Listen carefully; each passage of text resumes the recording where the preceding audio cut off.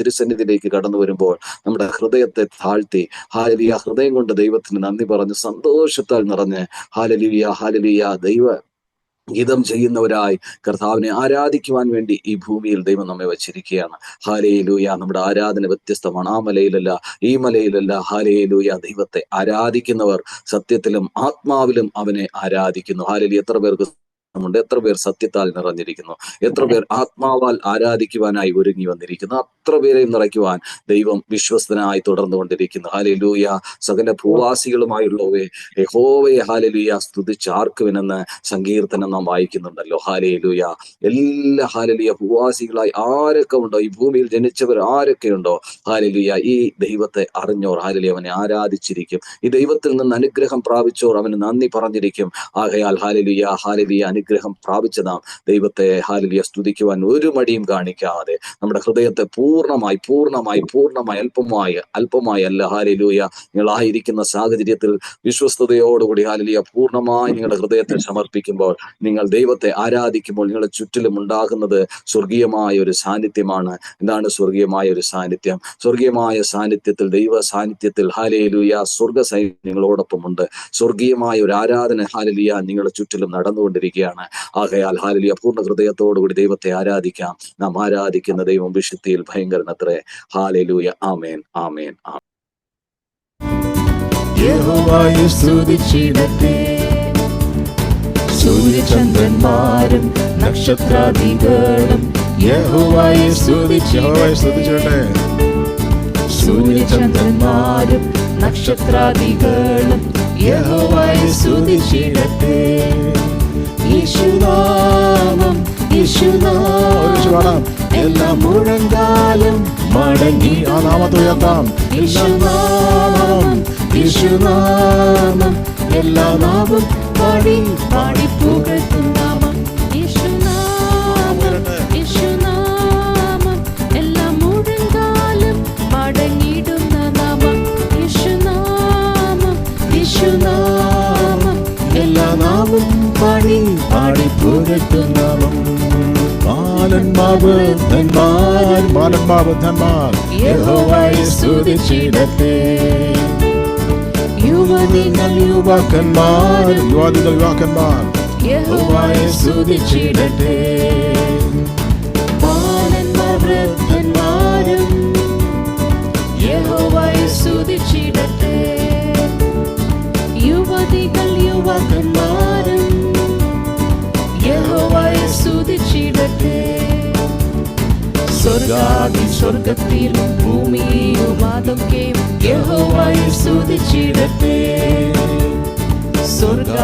സ്വർഗത്തിലും ഭൂമിയും അതൊക്കെയും യഹോവയെ സ്തുതിച്ചിടട്ടെ. യേശുനാമം യേശുനാമം എല്ലാ മുഴങ്കാലും മടങ്ങിയിടുന്ന നാമം. യേശുനാമം യേശുനാമം എല്ലാ നാമം പാടി പാടി പുകഴ്ത്തും നാമം. യേശുനാമം യേശുനാമം എല്ലാ മുഴങ്കാലും മടങ്ങിയിടുന്ന നാമം. യേശുനാമം യേശുനാമം എല്ലാ നാമം പാടി പാടി പുകഴ്ത്തും നാമം. കാഹളനാദത്തോടെ യഹോവയെ സ്തുതിച്ചിടട്ടെ. തപ്പിനോടും നൃത്തത്തോടും യഹോവയെ സ്തുതിച്ചിടട്ടെ. കാഹളനാദത്തോടെ യഹോവയെ സ്തുതിച്ചിടട്ടെ. തപ്പിനോടും നൃത്തത്തോടും യഹോവയെ സ്തുതിച്ചിടട്ടെ. അത്യുച്ചനാദമുള്ള കൈതാളമേളത്തോടെ യഹോവയെ സ്തുതിച്ചിടട്ടെ. ഞങ്ങളെ യഹോവയെ സ്തുതിക്കണം. അത്യുച്ചനാദമുള്ള കൈതാളമേളത്തോടെ യഹോവയെ സ്തുതിച്ചിടട്ടെ. യേശുനാമം യേശുനാമം യേശുനാമം എല്ലാ മുഴങ്കാലും മടങ്ങിയിടുന്ന നാമം. യേശുനാമം യേശുനാമം എല്ലാ നാമം പാടി പാടി പുകഴ്ത്തും നാമം. യേശുനാമം യേശുനാമം എല്ലാ മുഴങ്കാലും മടങ്ങിയിടുന്ന നാമം. യേശുനാമം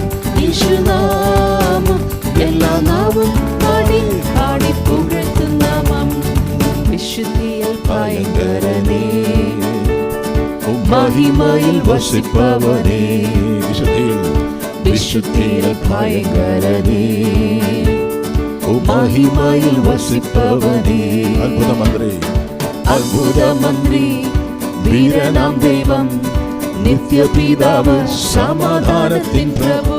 യേശു ആരാണ്? അത്ഭുതമന്ത്രി, വീരനാം ദൈവം, വീരനാം ദൈവം, നിത്യപിതാവ്, സമാധാനത്തിൻ പ്രഭു. ആധിപത്യം തൻ തോളിലുള്ളതാൽ സർവശ്രേഷ്ഠാധികാരികൾക്കും ഉന്നതൻ. ആധിപത്യം തൻ തോളിലുള്ളതാൽ സർവശ്രേഷ്ഠാധികാരികൾക്കും ഉന്നതൻ. യേശുനാമം എല്ലാ മുഴങ്കാലും മടങ്ങിയിടുന്ന നാമം. യേശുനാമം, യേശുനാമം, എല്ലാ നാമം പാടി പാടി പുകഴ്ത്തും നാമം. യേശുനാമം, യേശുനാമം, എല്ലാ മുഴങ്കാലും മടങ്ങിയിടുന്ന നാമം. യേശുനാമം, യേശുനാമം, എല്ലാ നാമം പാടി പാടി പുകഴ്ത്തും നാമം. യേശുനാമം, യേശുനാമം, എല്ലാ മുഴങ്കാലും മടങ്ങിയിടുന്ന നാമം. യേശുനാമം, യേശുനാമം, എല്ലാ നാമം പാടി പാടി പുകഴ്ത്തും നാമം. യേശുനാമം, യേശുനാമം, എല്ലാ മുഴങ്കാലും മടങ്ങിയിടുന്ന നാമം. യേശുനാമം, യേശുനാമം, പാടി പാടി. ആ കർത്താവിൻ്റെ അടുക്കിലേക്ക് നമ്മൾ കടന്നു വരുമ്പോൾ നമുക്ക് പറയാൻ കഴിയുന്ന ഒരു ഉറപ്പുണ്ട്. നമ്മുടെ കർത്താവ് ചതഞ്ഞോടെ ഓടിക്കാത്തവനാണ്. യേശുക്രിസ്തുവിനെ പറ്റി പറയുമ്പോൾ തിരുവചനത്തിൽ പറഞ്ഞിരിക്കുന്നത് യെശയ്യാ പ്രവാചക പുസ്തകം 42:3 തിരുവചനം ഇങ്ങനെ പറയുന്നു, ആ കർത്താവ് ചതഞ്ഞ ഓടയെ ഓടിക്കാത്തവനാണ്. അവൻ ഒടിച്ചു കളയുകയില്ല, പുകയുന്ന തിരിയെ ആ കർത്താവ് കെടുത്തി കളയുകയുമില്ല. തൻ്റെ ദാസനെപ്പറ്റി, തൻ്റെ പുത്രനായ യേശുക്രിസ്തുവിനെ പറ്റി പിതാവ് ഒരു സാക്ഷിയോടെ പറയുകയാണ്. കർത്താവ് യേശുക്രിസ്തു ആരാണ്? സ്തോത്രം. ഇന്ന് അവിടെ പിതാവിൻ്റെ സാക്ഷ്യം പറയുന്നു, ഇതാ ഞാൻ താങ്ങുന്ന എൻ്റെ ദാസൻ, എൻ്റെ ഉള്ളം പ്രസാദിക്കുന്ന എൻ്റെ വൃതൻ, എൻ്റെ ആത്മാവിനെ അവൻ്റെ മേൽ വെച്ചിരിക്കുന്നു. അവൻ ജാതികളോട് ന്യായം പ്രസ്താവിക്കും. അവൻ നിലവിളിക്കുകയില്ല, ഒച്ചയുണ്ടാക്കുകയില്ല, തെരുവീതിയിൽ തൻ്റെ ശബ്ദം കേൾപ്പിക്കുകയുമില്ല. അതെ, അവൻ ചതഞ്ഞ ഓടെ ഓടിക്കാത്തവനാണ്. പലരും ചതഞ്ഞ ഓട കണ്ടിട്ട് മാറിപ്പോകുമ്പോൾ കർത്താവ് യേശുക്രിസ്തുവിൻ്റെ 2 പ്രത്യേകതകളെ അവിടെ കാണിക്കുന്നു. ഒന്ന്, ചതഞ്ഞിരിക്കുന്ന അനുഭവങ്ങളിൽ അതിനെ ഒടിച്ചു കളയുന്നവനല്ല കർത്താവ്. സ്തോത്രം. ഇന്ന് ചതഞ്ഞിരിക്കുന്ന അനുഭവങ്ങളുണ്ടെങ്കിൽ അതിനകത്ത് കുറച്ചുകൂടെ മുറിവ്, അല്ലെങ്കിൽ അതിന് മുറിവിൻ്റെ ആഴം കൂട്ടുവാനാണ് പലപ്പോഴും ലോകത്തുള്ള പലരും ശ്രമിക്കുന്നത്. പക്ഷേ യേശുക്രിസ്തുവിൻ്റെ ഒരു പ്രത്യേകതയുണ്ട്. കർത്താവ് ചതഞ്ഞിരിക്കുന്ന ആരെങ്കിലും കണ്ടാൽ, മുറിവേറ്റിരിക്കുന്ന ആരെങ്കിലും കണ്ടാൽ ആ കർത്താവ് വെറുതെ ഇരിക്കത്തില്ല, അവരെ കളിയാക്കത്തില്ല, അവരെ അടുക്കൽ ഓടി വരുന്നൊരു യേശുവുണ്ട്. ഇന്നാരെങ്കിലും ഒരുപക്ഷെ തളർന്നിരിക്കുന്ന അനുഭവത്തിനാണെങ്കിൽ, തകർന്നിരിക്കുന്ന അനുഭവത്തിനാണെങ്കിൽ തിരുവചനം പറയുന്നു, ചതഞ്ഞോടെ അവൻ ഒടിച്ചു കളയത്തില്ല. ജീവിതത്തിൻ്റെ അനുഭവങ്ങളിൽ ചതഞ്ഞ അനുഭവങ്ങളായിരിക്കുന്ന, മാനസികമായിട്ട് ഒരുപക്ഷെ നമ്മൾ തളർന്നിരിക്കുന്ന അനുഭവങ്ങളായിരിക്കാം, ഒരുപക്ഷെ ഇനിയിപ്പോൾ എനിക്ക് എഴുന്നേൽക്കാൻ കഴിയത്തില്ല എന്ന് പോലും ചിന്തിക്കുന്ന അനുഭവങ്ങളായിരിക്കാം. പക്ഷേ യേശുവിൻ്റെ അടുക്കിലേക്ക് വരുന്നവർക്കൊരു പ്രത്യേകതയുണ്ട്. അത് എന്ത് അനുഭവത്തിലാണെങ്കിലും അവർ തകർന്ന തരിപ്പണമായെന്ന് ചിന്തിച്ചാലും അവിടെ നിന്ന് എഴുന്നേൽപ്പിക്കാൻ കഴിയുന്ന ഒരു സർവശക്തനായ യേശുവിനെ ആരാധിക്കുന്നത്. നമ്മുടെ ദൈവത്തിൻ്റെ പ്രത്യേകത അത്. 2 പ്രത്യേകതകളാണ് അവിടെ പറഞ്ഞിരിക്കുന്നത്. ചതഞ്ഞ ഓടയെ അവൻ ഒടിച്ചു കളയുകയില്ല. രണ്ടാമത്തെ പ്രത്യേകത, അവൻ പുകയുന്ന തിരിയെ കെടുത്തി കളയുകയില്ല. ഒരു പക്ഷേ ഇന്ന് പലരെയും കാണാറുണ്ട് ഒരുമാതിരി ചതഞ്ഞ അനുഭവത്തിലാണ്. സ്തോത്രം. അത് പല രീതിയിലുള്ള ചതഞ്ഞ അനുഭവങ്ങളുണ്ട്. ചിലർ പലപ്പോഴും മടുത്തു പോയവരുണ്ട്, വിശ്വാസ ജീവിതത്തിൽ തളർന്നു പോയവരുണ്ട്. ചിലരാണെങ്കിൽ പണ്ടുണ്ടായിരുന്ന ആ തീക്ഷ്ണതയൊക്കെ നഷ്ടപ്പെട്ട് ഒരുമാതിരി തണുത്ത അനുഭവത്തിൽ. നമ്മുടെ ഈ ഉപവാസ പ്രാർത്ഥനയൊക്കെ എന്തിനു വേണ്ടിയാണെന്ന് ചോദിച്ചാൽ ഞാൻ വിശ്വസിക്കുന്നു ചില തളർന്നിരിക്കുന്നവരെയൊക്കെ ഒന്ന് ബലപ്പെടുത്തുവാൻ, നമ്മുടെ ആത്മാവിൽ നിന്ന് നമ്മൾ ശക്തി പ്രാപിക്കുവാൻ, ഈ ദിവസങ്ങൾ നമ്മളൊന്ന് എഴുന്നേൽക്കുവാൻ. അതെ, അതിനുവേണ്ടിയാണ് കർത്താവ് ആഗ്രഹിക്കുന്നത്. അതിന് കർത്താവ് ആ ചതഞ്ഞ ഓടെ, അത് അങ്ങനെ ഇരിക്കുന്ന ആ ഒടിഞ്ഞിരിക്കുന്നതിനെ അല്ലെങ്കിൽ കുനിഞ്ഞിരിക്കുന്നവരെ അവൻ നിവർത്തിക്കുന്ന ദൈവമാണ്. സ്തോത്രം. ഇന്ന് കുനിഞ്ഞിരിക്കുന്ന അനുഭവങ്ങളുണ്ടെങ്കിൽ എന്ന് വിശ്വാസം പറയാം, എൻ്റെ കുനിഞ്ഞിരിക്കുന്ന അനുഭവങ്ങളെ എൻ്റെ ദൈവം മാറ്റും. ആമേൻ. മുഴന്തുള്ളത് ഒഴുകിപ്പോകാതിരിക്കേണ്ടതിന് തിരുവചനം പറയുമ്പോൾ അവിടെ പറയുകയാണ് ആ പുകയുന്ന തീയെ പലരും നമ്മൾ കത്തി തീരുവാൻ ഇവൻ എന്തായി തീരും ഈ വിശ്വാസ ജീവിതത്തിൽ ഇറങ്ങി അവൻ എത്ര ദൂരം പോകുമെന്ന് നമ്മുടെ തകർച്ചയെ കാണാൻ ആഗ്രഹിക്കുന്നവരുണ്ട്. പക്ഷേ കർത്താവ് അങ്ങനെയല്ല. കർത്താവ് നമ്മളെ ഉയർത്തുവാൻ ആഗ്രഹിക്കുന്ന, നമ്മളെ ശക്തിപ്പെടുത്തുവാൻ ആഗ്രഹിക്കുന്ന ഒരു നല്ല ഇടയനെയാണ് ഇന്ന് ആരാധിക്കുന്നത്. തിരിച്ചറിയുന്നവരുണ്ടെങ്കിൽ ആ കർത്താവിന് നന്ദി പറയാം. കർത്താവ് ഉപവാസത്തിൽ എന്നെ കർത്താവ് ബലപ്പെടുത്തുന്ന ഒരു ഉപവാസമായി മാറുവാൻ കർത്താവ് എന്നെ സഹായിക്കുന്നു. യേശുക്രിസ്തു ഇന്നും നമ്മളെ ആശ്വസിപ്പിക്കുന്നവൻ തന്നെയാണ്. ഇന്ന് പലരും ഉപദേശങ്ങളൊക്കെ നല്ലതാണ്, പക്ഷേ ഒരു വാസ്തവമുണ്ട്. കർത്താവ് ജനത്തെ കണ്ട് മനസ്സലിഞ്ഞു. അവരിടയില്ലാത്ത ആടുകളെ പോലെ ചിതറിയിരിക്കുന്നത് കണ്ടു. അത് കണ്ട് മനസ്സലിഞ്ഞ ദൈവമുണ്ട്. മിതവയുടെ കണ്ണീരിനെ കണ്ടിട്ട് യേശു അവൻ കടന്നുപോയിട്ടില്ല. ഒരു യാചകൻ്റെ നിലവിളി കേട്ട് മടങ്ങി വന്ന ദൈവത്തെ ആരാധിക്കുന്നത്. യേശു പറയുകയാണ്, അധ്വാനിക്കുന്നവരും ഭാരം ചുമക്കുന്നവരും, അതേ കാശുള്ളവരും ശക്തിയുള്ളവരും പേരുള്ളവരും വിദ്യാഭ്യാസമുള്ളവരും കുടുംബ പാരമ്പര്യമുള്ളവരൊക്കെ എൻ്റെ അടുക്കൽ വരുവാനല്ല യേശു പറഞ്ഞത്. പലർക്കും അവരെയാണ് ആവശ്യം. പക്ഷേ കർത്താവ് പറയുകയാണ്, അധ്വാനിക്കുന്നവരും ഭാരം ചുമക്കുന്നവരും ഉണ്ടെങ്കിൽ, നിങ്ങൾക്ക് ആരെയും ആവശ്യമില്ലാത്തവരാണെങ്കിൽ, നിങ്ങളെ തള്ളിക്കളഞ്ഞവരാണെങ്കിൽ നിങ്ങൾ എൻ്റെ അടുക്കിലേക്ക് വാ. അങ്ങനെയുള്ളവരെയാണ് യേശു വിളിക്കുന്നത്. അങ്ങനെയുള്ളവരെയാണ് കർത്താവിന് ആവശ്യം. എല്ലാം തികഞ്ഞവരെയല്ല, ചില ആവശ്യബോധത്തോടെ ഇന്ന് കടന്നു വരുന്നവരുണ്ടെങ്കിൽ നമ്മുടെ കർത്താവിനെ നിറയ്ക്കാതെ ദൈവം മടക്കി അയക്കും. നമ്മൾ പല സ്ഥലത്തായിരിക്കും, പക്ഷേ വിശ്വാസം പറയാം, അല്ലെങ്കിൽ ഞങ്ങൾ വെറുതെ വന്നിട്ട് പോകത്തില്ല, ഞങ്ങൾ കർത്താവിനെ തേടിയാണ് വന്നതെങ്കിൽ ഞങ്ങൾ കർത്താവിൻ്റെ അരികിലേക്കാണ് ഓടി വന്നിരിക്കുക. എൻ്റെ അടുക്കൽ വരുമെന്ന് കർത്താവ് പറയുകയാണ്. എൻ്റെ അടുക്കൽ വന്നിട്ട് കാര്യമില്ല, യേശുവിൻ്റെ അടുക്കൽ വരണം. ആമേൻ. എന്നാലൊരു പ്രത്യേകതയുണ്ട്. ഇന്ന് ആശ്വാസമില്ലാത്ത ഏത് വിഷയമാണെങ്കിലും നമ്മളെ ആശ്വസിപ്പിക്കാൻ കഴിയുന്ന ഒരു സർവശക്തനായ കർത്താവിൻ്റെ അടുക്കിലേക്കാണ് നമ്മൾ ഓടി വന്നിരിക്കുന്നത്. എസെക്കിയേൽ പ്രവാചകങ്ങളുടെ യേശുവിൻ്റെ സ്വഭാവത്തെപ്പറ്റി പറയുന്നുണ്ട് കേട്ടോ. സ്തോത്രം. അവിടെ പറയുകയാണ്, കർത്താവിൻ്റെ ഹൃദയത്തെപ്പറ്റിയാണ് പറയുന്നത്. എസെക്കിയേൽ പ്രവാചക പുസ്തകം 34-ാം അധ്യായത്തിൻ്റെ 16-ാം വാക്യത്തിൽ പറയുകയാണ്, കാണാതെ പോയതിനെ ഞാൻ അന്വേഷിക്കും. അപ്പോൾ എന്ന് പറഞ്ഞാൽ പിന്മാറ്റത്തിൽ കർത്താവ് ഒരുപക്ഷെ മടുത്തു പോയിട്ട് ഇനിയിപ്പം എൻ്റെ ജീവിതം മടുത്തു എന്ന് ചിന്തിച്ച് ഒരുപക്ഷെ കൂട്ടായ്മയിൽ വരാതെയൊക്കെ മാറി മാറി നടക്കുന്നവരുണ്ട്. ഒരുപക്ഷെ മുറിവേറ്റവരായിരിക്കാം, അവരുടെ ജീവിതത്തിൽ വന്ന മുറിവുകളായിരിക്കാം. പക്ഷേ കർത്താവ് അതിനെ പോയി അന്വേഷിക്കും. അതുമാത്രമല്ല, അവിടെ പറയും ഓടിച്ചു കളഞ്ഞ് തിരിച്ചു വരുത്തും.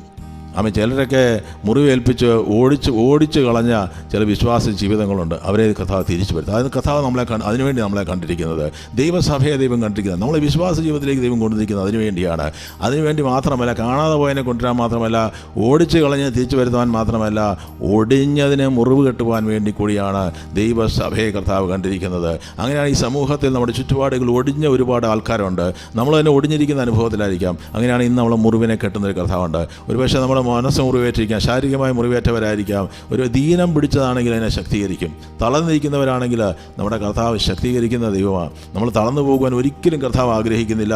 99 വയസ്സായാലും അബ്രഹാം ബലപ്പെട്ട് തന്നെയിരുന്നു, മോശ ബലപ്പെട്ടിരുന്നു. സ്തോത്രം. അങ്ങനെയാണെങ്കിൽ ശാരീരികമായിട്ടും മാനസികമായിട്ടും ഒക്കെ നമ്മളെ ബലപ്പെടുത്തുവാൻ ആഗ്രഹിക്കുന്ന നല്ല ഇടയനെയാണ് നമ്മൾ ആരാധിക്കുന്നത്. സ്തോത്രം. അങ്ങനെ ഒരു കർത്താവിനെ നമുക്കുള്ളതിനെ ഓർത്ത് എത്ര ദൈവത്തിനുണ്ട്. സ്തോത്രം. ഞാനിരിക്കുന്ന സ്ഥാനത്തിരുന്നുകൊണ്ട് കർത്താവിന് മഹത്വം കൊടുക്കാൻ തയ്യാറാണോ?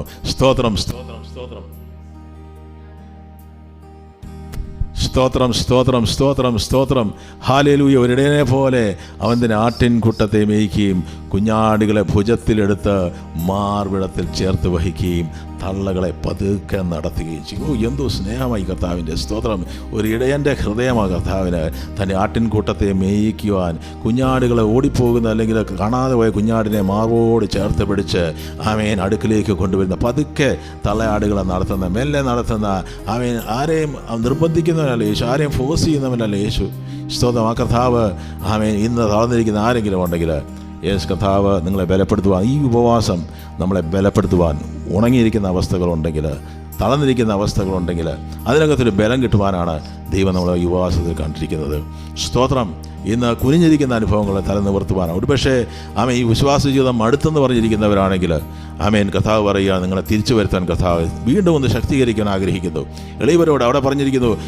അതേ ഒരു തോമാസിനെ പറ്റി പറയുമ്പോൾ തോമസ് പലപ്പോഴും പിന്മാറ്റക്കാരൻ നമ്മൾ പറയുന്നത്. പക്ഷേ തിരുവചനം പറയുകയാണെങ്കിൽ, നോക്കുകയാണെങ്കിൽ ഈ പിന്മാറ്റക്കാരന് അല്ലെങ്കിൽ എപ്പോഴും സംശയമുള്ള വ്യക്തി എന്ന് പറയുന്ന തോമസ്, പിന്മാറ്റക്കാരെന്ന് പറയുന്നില്ല, പക്ഷേ സംശയം പലപ്പോഴും തോമസിനുണ്ട്. എന്ന് പറഞ്ഞാൽ വിശ്വാസം പലപ്പോഴും തളർന്നു പോകുന്ന, ബുദ്ധി കൊണ്ട് പലപ്പോഴും അളന്നു നോക്കുന്ന തോമാസിനെ നമ്മൾ കാണുന്നത്. പക്ഷേ യേശു ഈ തോമാസിനെ തിരക്കിയാണ് ഉയർപ്പിന് ശേഷം വന്നത് കേട്ടോ. സ്തോത്രം. ഇങ്ങനെയുള്ളവരെ തേടി യേശു ഇറങ്ങി വന്നത്. നിന്റെ വിരൽ ഇങ്ങോട്ട് നീട്ടി എൻ്റെ കൈകൾ കാണുക. സ്തോത്രം. അവിടെ മുറിവേറ്റത് നിനക്ക് വേണ്ടിയാണെന്ന് കാണിച്ചിട്ട് എൻ്റെ വിലാപ്പുറത്ത് നിൻ്റെ വിരലിടുവാൻ പറയുക. നിനക്ക് വേണ്ടിയാണ് ഈ ചങ്ക് ഞാൻ കുത്തിത്തുളയ്ക്കുവാൻ ഏൽപ്പിച്ചു. നീ അവിശ്വാസിയാകരുത് തോമാസെ, നീ വിശ്വാസിയായിരിക്കാൻ പറഞ്ഞിട്ട് തോമാസിനെ വിലപ്പെടുത്തുന്ന യേശുവിനെയാണ് ആരാധിക്കുന്നത്. അങ്ങനെയാണെങ്കിൽ നമുക്ക് വേണ്ടി മുറിവേറ്റവനായി, നമുക്ക് വേണ്ടി തകർന്നവനായി, നമുക്ക് വേണ്ടി ഒന്നുമില്ലാത്തവനായി, നമുക്ക് വേണ്ടി പാവപ്പെട്ടവനായി തീർന്ന ആ നല്ല കർത്താവിനെ തിരിച്ചറിയുന്നവരുണ്ടെങ്കിൽ ഇത് വിശ്വാസമാണ്. കർത്താവ് ഒരിക്കലും എന്നെ കൈവിടത്തില്ല. ആരെല്ലാം കൈവിട്ടാലും ഒരുപക്ഷെ കുടുംബത്തിലുള്ളവർ എന്നെ മറന്നുപോയേക്കാം, പക്ഷേ കർത്താവിന് ഒരിക്കലും ഒരുപക്ഷെ സഭയിലുള്ളവർ പോലും ഓർക്കുന്നില്ലായിരിക്കാം. അങ്ങനെയാണെങ്കിൽ ആമേൻ അവിടെ കർത്താവ് ഉയർപ്പിന് ശേഷം പേടിക്കുന്നവരെ കർത്താവ് ഇന്ന് ആ ഭയത്തെ കർത്താവ് മാറ്റുകയാണ്. സ്തോത്രം. ആഴ്ചവട്ടത്തിൻ്റെ 1-ാം നാളായ ദിവസം നേരം വൈകിയപ്പോൾ ശിഷ്യന്മാരെല്ലാവരും പേടിച്ചിരിക്കുകയാണ്. അവർ പേടിച്ച് വാതിലടച്ചിരിക്കുകയാണ്. പക്ഷേ വാതിലടച്ചിരിക്കുമ്പോൾ വാതിൽ കൂട്ടാതെ ആമേൻ സ്തോത്രം അതിൻ്റെ മധ്യേ ആ മുറിക്ക് മധ്യേ കർത്താവ് ഇറങ്ങി വന്നുകൊണ്ട് പറഞ്ഞു, നിങ്ങൾക്ക് സമാധാനം. ആരെങ്കിലും എങ്ങനെ ഭയപ്പെട്ടിരിക്കുന്ന ആരെങ്കിലും ഉണ്ടെങ്കിൽ ഇന്ന് സമാധാനം നൽകാൻ ആഗ്രഹിക്കുന്ന ഒരു നല്ല യേശുവിനെയാണ് നമുക്ക് ആമേൻ വചനം നമ്മളെ പരിചയപ്പെടുത്തുന്നത്. അതെ, നോക്കുക. സ്തോത്രം. ഇമ്മാവൂസിലേക്ക് തിരികെ നടന്നു പോകുന്ന തിരികെ പോകുന്ന അതേ സ്തോത്രം യെരൂശലേമിൽ പാർക്കുവാൻ പറയുമ്പോൾ ഇമ്മാവൂസിലേക്ക് നടന്നു പോകുന്ന 2 പേരുടെ കൂടെ നടന്നിട്ട് അവരെ വീണ്ടും യെരൂശലേമിലേക്ക് മടക്കി വരുത്തിയ യേശുവിനെയാണ് ആരാധിക്കുന്നത്. അതെ, നമ്മളാരും മടങ്ങിപ്പോകുവാൻ കർത്താവ് ആഗ്രഹിക്കുന്നില്ല. ആരും തളർന്നു പോകാൻ ആഗ്രഹിക്കുന്നില്ല. നമ്മുടെ ഉപവാസ പ്രാർത്ഥനകൾ അത് നമ്മളെ ശക്തീകരിക്കുന്നതായി മാറുവാൻ, മടക്കി വരുത്തുന്നതായി മാറുവാൻ ഇന്നത്ര ദൈവകരങ്ങളിലേക്ക് ഏൽപ്പിക്കും. സ്തോത്രം ചെയ്യും. അതേ മരിച്ചവന് ഉയർത്തതിന് ശേഷം അതേ പത്രോസിൻ്റെ അടുക്കിലേക്ക് യേശു വരുമ്പോൾ അവിടെ നമുക്ക് കാണുവാൻ സാധിക്കുന്നു. സ്തോത്രം. ഒരു മിനിറ്റ്. സ്തോത്രം. സ്തോത്രം.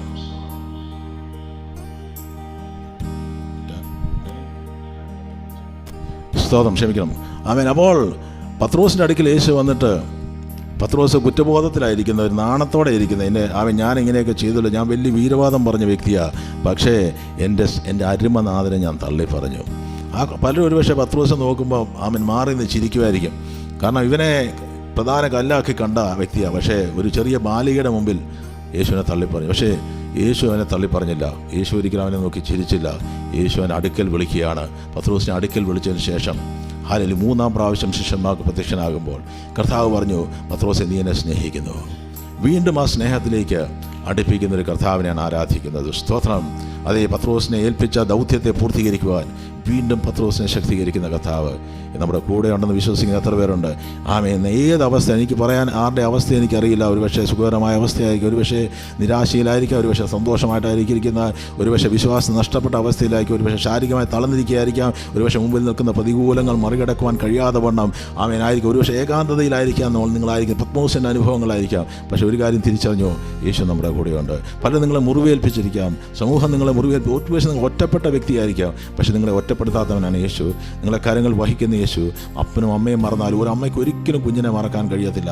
പല അപ്പന്മാരും അമ്മമാരും പ്രാർത്ഥിക്കുന്നത് എനിക്കെന്തെങ്കിലും സംഭവിച്ചോട്ടെ, ഞങ്ങളുടെ കുഞ്ഞിനൊന്നും പറ്റരുതെന്ന് പലരും അത്രയ്ക്ക് സ്നേഹമാണ്. അങ്ങനെയാണ് അവർ മറന്നാൽ പോലും യേശു പറയുക, നിങ്ങളെ ഞാൻ മറക്കും, ദൈവം പറയാൻ നിങ്ങളെ മറക്കത്തില്ല. സ്തോത്രം. നമുക്ക് ആ വിശ്വാസത്തോടെ ദൈവസന്നിധിയിൽ ഒരുമിച്ച് ഒരിക്കൽ കൂടി കഥാവിന് നമുക്കൊരു പാട്ട് പാടി കഥാവിന് സ്വന്തം പക്ഷം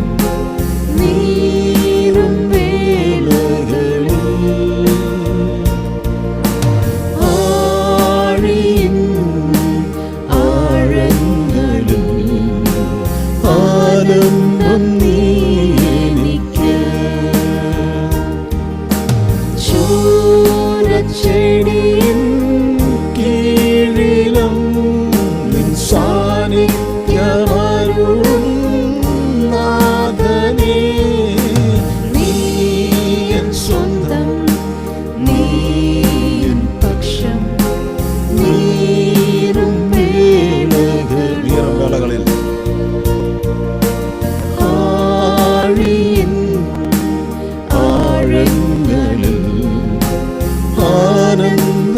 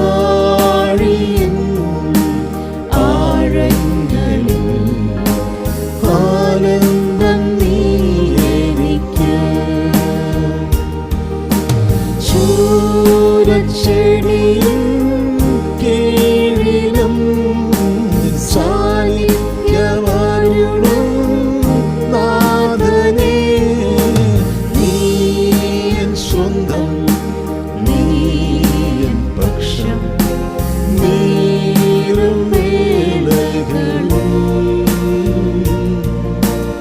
ആഴിയും ആഴങ്ങളിൽ ആനന്ദം. ആനന്ദം നീ എനിക്ക്. ഞാൻ നടക്കും പാതയിൽ നീ മാത്രം എൻ്റെ നാഥൻ. മാറ്റവേളയിൽ നീ തന്നെ എൻ പിതാവ്. ഞാൻ നടക്കും പാതയിൽ നീ മാത്രം എൻ്റെ നാഥൻ. എൻ്റെ താതൻ പിന്മാറ്റവേളയിൽ നീ തന്നെ എൻ പിതാവ്. ഞാൻ ഏറ്റവും ഓടിയപ്പോ നീ എന്നെ തേടി വന്നു.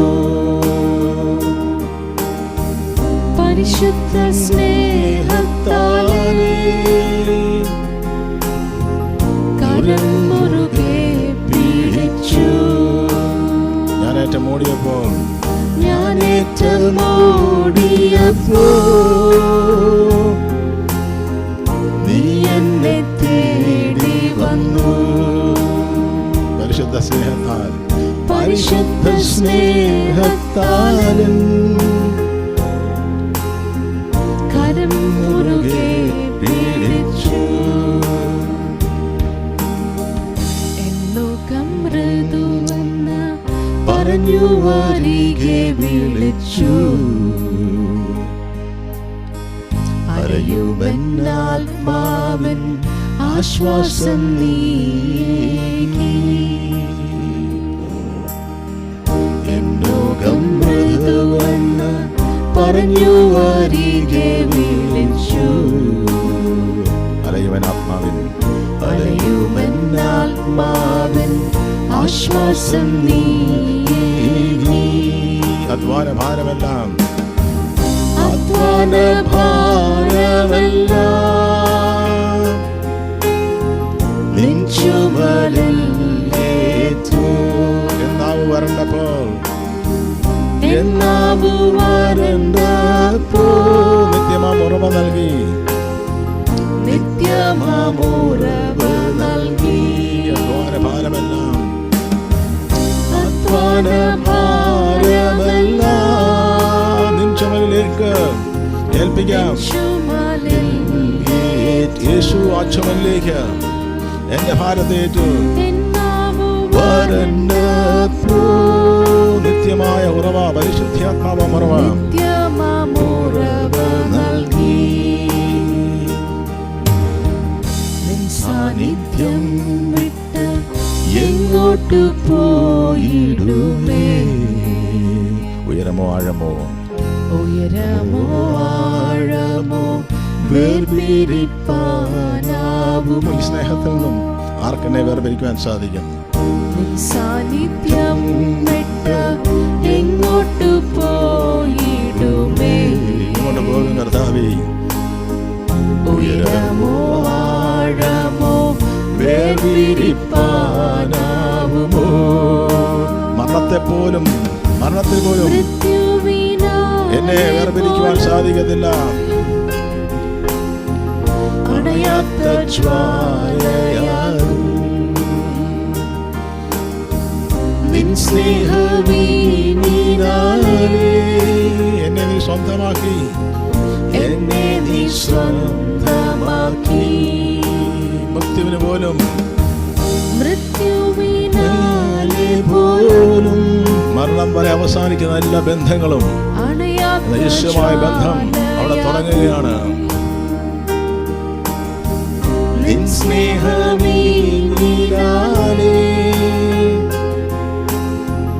എന്നെ നീ സ്വന്തമാക്കി. അതോ നന്ദി പറയാം.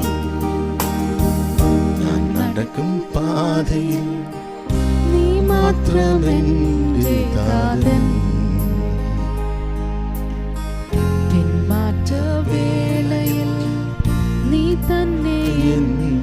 പിതാവ്. ഞാൻ നടക്കും പാതയിൽ നീ മാത്രമെൻ ചെയ്താതൻ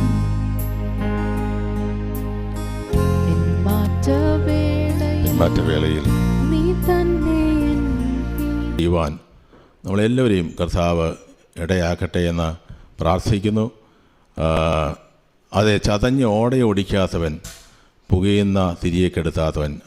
ആ ഓടയെ ഒടിച്ചു കളയത്തില്ല. ഓടയെ അവന് ആ ചതഞ്ഞ ഓടയെ എടുത്ത് ഒരു മണിവീണയാക്കി ഓടക്കുഴലാക്കി ആ കരങ്ങൾ ഉപയോഗിക്കാൻ കഴിയുന്ന ഒരു നല്ല കർത്താവിനെ ആരാധിക്കുന്നത്. ഇന്ന് കർത്താവിന് വേണ്ടി ശക്തമായിട്ട് ഈ ദിവസം എഴുന്നേൽക്കുവാനാണ് ദൈവം ആഗ്രഹിക്കുന്നത്. അങ്ങനെ ആഗ്രഹമുള്ള എത്ര പേരുണ്ടെന്ന് എനിക്കറിയത്തില്ല. എന്തവസ്ഥയാണെങ്കിലും ഒരുപാട് നാളായി കർത്താവ് ഒരു ശബ്ദം, ഒരു ആശ്വാസം കിട്ടിയിട്ട് ഒരുപാട് നാളായി ഞാൻ ചിരിച്ചിട്ടെന്ന് പറയുന്നവരുണ്ട്. നാളായി ഞാൻ നന്നായി കരഞ്ഞിട്ടെന്ന് പറയുന്നവരുണ്ട്. ഒരുപാട് നാളായി സ്തോത്രം കർത്താവിൻ്റെ സാന്നിധ്യം അനുഭവിച്ചിട്ട് എന്ന് പറയുന്നവരുണ്ട്.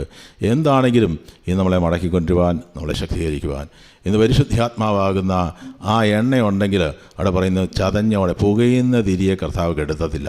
സ്തോത്രം, ഹല്ലേലൂയ. വിശ്വസിക്കുന്നവരുണ്ടെങ്കിൽ പറയാൻ, കർത്താവേ ഈ തിരി പുകഞ്ഞ് തീരത്തില്ല, അത് കത്തിജ്വലിക്കുന്ന നാളുകളായിട്ട് അത് മാറും.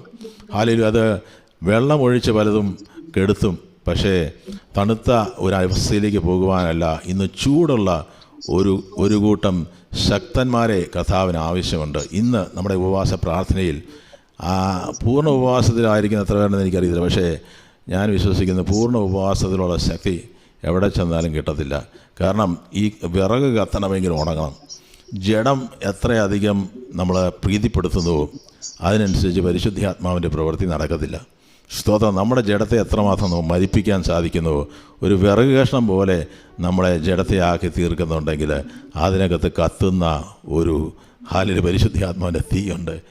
ഇന്ന് ആ തീയൊന്ന് കത്തിയാൽ ഇന്ന് ദേശങ്ങളെ പിടിച്ചെടുക്കുവാനുള്ള ദൈവശക്തി ഇന്ന് ചിലരുടെ മേൽ കർത്താവ് പകരും കേട്ടോ. സ്തോത്രം. ചില നുഖങ്ങളെ കർത്താവ് തകർക്കും. സ്തോത്രം. ആ പരിശുദ്ധാത്മാവിൻ്റെ അഭിഷേകമാണ് നുഖങ്ങളെ തകർക്കുന്നത്. ആ അഭിഷേകമാണ് യേശുവിൻ്റെ മേൽ വന്നത്.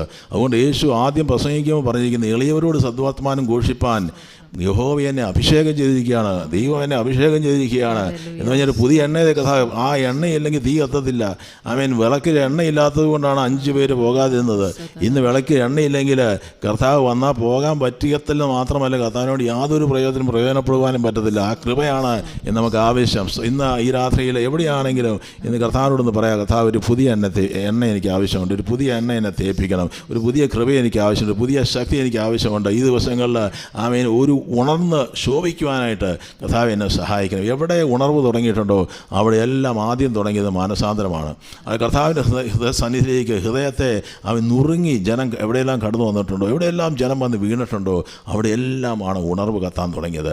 അങ്ങനെ വലിയൊരു ഉണർവാണ് നമ്മുടെ ഏലിയ പ്രവാചകനെ കർത്താവ് ശക്തമായി കരങ്ങൾ ഉപയോഗിച്ചത്. അങ്ങനെയാണ്. സ്തോത്രം. അവിടെ ഏലിയാവ് ആ ജനമെല്ലാം തണുത്തിരിക്കുക. അവർ 2 തോണിയിൽ കാൽ വെച്ച് നിൽക്കുന്നവരാണെന്നാണ് ഏലിയ അവിടെ പറഞ്ഞിരിക്കുന്നത്.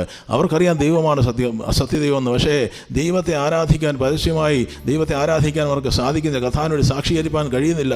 അതേ, ഒരു എസ്തർ ഉപവസിച്ചപ്പോഴാണ് രാജാവിൻ്റെ ഹൃദയത്തോട് ദൈവം ഇടപെട്ടത്. 40 ദിവസം ഏലിയാവിന് ഉപവാസത്തിനാണ് ദൈവം ഇരുത്തിയത്. യഥാർത്ഥത്തിൽ ചിന്തിച്ച 40 ദിവസം ഏലിയാവ് ഭക്ഷണം കഴിച്ചിട്ടില്ല. ഏലിയാവ് നടന്ന് ഹോറേബോളം പോയി. ദൈവം കൊടുത്ത അപ്പയും അടയും സ്വർഗീയ മന്ന കഴിച്ചാണ് പോയത്. അങ്ങനെയാണെങ്കിൽ വചനമാകുന്ന ഈ മന്ന കഴിക്കുന്നുവെങ്കിൽ ശരീരം ക്ഷീണിച്ചാൽ ഒരു കാര്യം തിരിച്ചറിഞ്ഞു, പരിശുദ്ധാത്മാവിൻ്റെ ശക്തി നിങ്ങളെ ബലപ്പെടുത്തും. ദൈവത്തിൻ്റെ കൃപ നിങ്ങളുടെ മേൽ പകരും. പലപ്പോഴും ശത്രു പറയും ഷുഗർ കൂടും, പ്രഷർ അങ്ങനെ ഉള്ളവരുണ്ടെങ്കിൽ എടുക്കേണ്ട. പക്ഷേ പക്ഷേ വിശ്വാസം എടുക്കുന്നുണ്ടെങ്കിൽ വിശ്വാസത്തെ ദൈവത്തിൻ്റെ കൃപയിൽ ആശ്രയിച്ച് ഉപവസിക്കാൻ തയ്യാറാണെങ്കിൽ ചില ദൈവപ്രവർത്തികൾ വെളിപ്പെടും. 2019 തോന്നുന്നു, അന്ന് 21 ദിവസം ഉപവാസത്തിൽ ഷാർജയിൽ വെച്ച് നടന്നപ്പോൾ ഞാൻ ഓർക്കുന്നു, 21 ദിവസം അനേകർ അപൂർണ്ണ ഉപവാസത്തിലുണ്ടായിരുന്നവരുണ്ട്. പക്ഷേ ആ ഉപവാസ പ്രാർത്ഥനയിൽ അന്ന് നടന്നൊരു തീയുടെ കത്തൽ ഇന്ന് വരെ പിന്നീട് നടന്നിട്ടില്ല. സ്തോത്രം. കാരണം അത് പൂർണ്ണ ഉപവാസത്തിൽ പലരുമുണ്ട്. അനേകരെ കർത്താവ് അന്ന് അഭിഷേകത്താൽ നിറയ്ക്കുവാനിടയായി. അതോർത്ത് ഞാൻ ദൈവത്തെ സ്തുതിക്കുന്ന ആ ഒരു ഉണർവ് ഈ ദിവസങ്ങളിൽ ജീവിതം അതൊന്നും പോരാ. അതിനപ്പുറത്തുള്ള ഒരു ഉണർവ് നമ്മുടെ ജീവിതത്തിനുള്ള സഭയിൽ, നമ്മുടെ കുടുംബത്തിൽ, നമ്മുടെ ദേശത്ത് കർത്താവ് വെളിപ്പെടുത്തുവാനായിട്ട് നമുക്കൊന്ന് പ്രാർത്ഥിക്കാം. കർത്താവ് എന്നെ ഒരു തീക്കഷ്ണമാക്കി മാറ്റാൻ ആഗ്രഹിക്കുന്നുണ്ടെങ്കിൽ ഒരു ഉണങ്ങിയ ആമേൻ ഒരു വിറക് കഷ്ണമായി മാറുവാൻ. അവിടെ ഏലിയാവ് ജനത്തോട് പറയുകയാണ്. അത് ഏലിയാവ് അവിടെ ചെല്ലുമ്പം അവർ വെള്ളം ഒഴിക്കുകയാണ്. ഈ ഏലിയാവ് നിങ്ങൾ വെള്ളം ഒഴിച്ചു, ഈ വിറകെ വെള്ളം ഒഴിച്ചു, പക്ഷേ വെള്ളം ഒഴിച്ചാലും വിറക് എന്ന് പറഞ്ഞാൽ ചുറ്റുമുള്ളവർ കുറ്റം ആരോപിച്ചാലും തളർത്താൻ ശ്രമിച്ചാലും ആത്മീയ മണ്ഡലത്തിൽ നിന്ന് പിടിച്ചു മാറ്റാൻ ശ്രമിച്ചാലും ആമേൻ ദൈവം ഉപയോഗിക്കാൻ കഴിയുന്നവനെ ആമേൻ ആ തീയെ കെടുത്താൻ കഴിയത്തില്ല. കാരണം സ്വർഗത്തിൻ്റെ തീ അത് ഇറങ്ങിയിരിക്കുന്നു. സ്തോത്രം. ഇന്ന് കർത്താവ് ആ തീയെ ഇന്നായിരിക്കുന്ന ചിലരുടെ മേൽ പരിശുദ്ധാത്മാവ് ഉപവാസത്തിൽ പകരുമെന്ന് ഞാൻ വിശ്വസിച്ചാലും വിശ്വസിച്ചില്ലെങ്കിലും വിശ്വസിക്കാൻ തയ്യാറാകുന്നതിൻ്റെ മേൽ ആമേൻ ആ പരിശുദ്ധാത്മാവ് ശക്തിയെ കർത്താവ് പകരും. അതേ ഏലിയാവ് പ്രാർത്ഥിച്ചപ്പോൾ ആകാശമണ്ഡലങ്ങൾ അടഞ്ഞു. പക്ഷേ ആമേൻ ആകാശമണ്ഡലങ്ങൾ തുറക്കുവാൻ ഏലിയാവിന് 7 പ്രാവശ്യം പ്രാർത്ഥിക്കേണ്ടി വന്നു. ഏലിയാവ് ഒറ്റ പ്രാർത്ഥനയിൽ ആമേൻ അവിടെ പറയുന്നത് തീ ഇറങ്ങുകയാണ്. അവിടെ പറഞ്ഞു സർവ്വജനത്തോളം പറയുന്നൊരു കാര്യമുണ്ട്, നിങ്ങൾ എത്രത്തോളം 2 തോണിയിൽ കാലും. നിങ്ങൾ എന്തിനാണ് ഭയപ്പെട്ടിരിക്കുന്നത്? നിങ്ങൾ കർത്താവിന് വേണ്ടി സമർപ്പിക്കുക. ദൈവത്തെ യഹോവ സത്യദൈവമാണെങ്കിൽ അവനെ അനുഗമിപ്പിൻ. ആമേൻ സ്തോത്രം. അങ്ങനെയാണെങ്കിൽ അവരൊന്നും ഉത്തരം പറഞ്ഞില്ല. പക്ഷേ ഏലിയാവ് അവരെ അടുക്കിലേക്ക് വിളിക്കുകയാണ്. ഏലിയാവ് നിങ്ങൾ അടുക്കൽ കർത്താവിനോട് അടുത്ത് വരുന്ന സമയമാണ് ഉപവാസ പ്രാർത്ഥന. കർത്താവിനോട് നമുക്കൊന്ന് അടുത്ത് വരാം. സർവ്വജനവും അവൻ്റെ അടുക്കൽ വന്നു. ഇടിഞ്ഞു കിടന്ന യഹോവയുടെ യാഗപീഠം നന്നാക്കി ആ യാഗപീഠത്തെ ഒന്ന് നമ്മുടെ പ്രാർത്ഥനയാകുന്ന യാഗപീഠത്തെ ഒരു തീരുമാനം എത്ര എടുക്കാൻ തയ്യാറാകും. ഞാൻ ഉപവാസ പ്രാർത്ഥനയിൽ വരുന്ന നാളുകൾ എൻ്റെ പ്രാർത്ഥനാ ജീവിതത്തെ ഒന്ന് പുതുക്കുവാനായിട്ട് കർത്താവ് ഞാൻ തയ്യാറാകുകയാണ്. സ്തോത്രം. അങ്ങനെയാണെങ്കിൽ അതെ അവിടെ ദൈവത്തിൻ്റെ പ്രവൃത്തി, ദൈവത്തിൻ്റെ തീ ഇറങ്ങണമെങ്കിൽ ഒരു യൂണിറ്റ് വേണം കേട്ടോ. സോ ദൈവസഭകളിൽ അവർ വെളിപ്പെടാതിരിക്കുന്ന കാരണം എന്ന് വെച്ചാൽ ദൈവമക്കൾ തമ്മിൽ ഒരു ചേർച്ച വേണം, ഒരു സ്നേഹം വേണം, ഒരുമ വേണം, ഒരു ഒത്താശ, ഒരു പ്രത്യാശ വേണം. ഏക പ്രത്യാശയിലായിരിക്കും, ഏക ദർശനത്തിലായിരിക്കണം ദൈവസഭയും ദൈവമക്കളും ഒരുമിച്ച് പോകുന്നത്. അവിടെ ഒരുമിച്ച് ഏക മനസ്സിലായിരുന്നവർ ആമേൻ അവരെ കാത്തിരുന്നവരുടെ മേലാണ് ദൈവശക്തിയെ ദൈവം അയച്ചത്. ഹല്ലേലൂയ. അവർ കാത്തിരിക്കുകയാണ്. കർത്താവ് നിങ്ങൾ കാത്തിരിക്കണം. ആമേൻ. കർത്താവ് ഞാൻ പറഞ്ഞിരിക്കുന്ന സമയത്ത് കാര്യം നടക്കും. പക്ഷേ നിങ്ങൾ കാത്തിരിക്കാൻ തയ്യാറാണോ? അവൻ വിറകടുക്കി, അതെ നോക്കുക, വിറകിനെ അടുക്കി, അത് വിറകെ ഓരോന്നോരോന്നായിട്ട് അടുക്കി വെച്ച് കറക്റ്റായിട്ട് അടുക്കി വെച്ചിരിക്കുന്നത്. അതിനകത്ത് തീ ഇറങ്ങുന്ന കാളെ ഖണ്ഡമാക്കി ആമേൻ മുറിഞ്ഞിരിക്കുന്ന അനുഭവം, നുറുങ്ങിയിരിക്കുന്ന ആമേൻ ഒരു മാംസകഷ്ണമായി നമ്മുടെ ഹൃദയത്തെ ഏൽപ്പിച്ചു കൊടുക്കുന്നുവെങ്കിൽ അതിനകത്ത് കത്തുന്ന ഒരു തീയുണ്ട്. സ്തോത്രം. അതേ ആ യാഗവസ്തുവിന് മേലാണ് തീ ഇറങ്ങിയത്. സ്തോത്രം. ഹല്ലേലൂയ. ആമേൻ. വെള്ളമൊഴിച്ച് ഹോമയാഗത്തിന് മേലും വിറകിൻ്റെ മേലും ഒഴിച്ചു. എന്നിട്ട് പറഞ്ഞു നിങ്ങൾ ഇനിയും ആമേൻ വേണമെങ്കിൽ ശ്രമിച്ചു, പക്ഷേ ഈ തീ അണയ്ക്കാൻ ആർക്കും കഴിയത്തില്ല. ഈ തീക്ഷണത്തെ ആമേൻ കെടുത്താൻ ഒരു ശക്തിക്ക് എൻ്റെ ജീവിതത്തെ എന്ത് പ്രതികൂലമാണെങ്കിലും അതിനെ തകർക്കാൻ കഴിയത്തില്ല.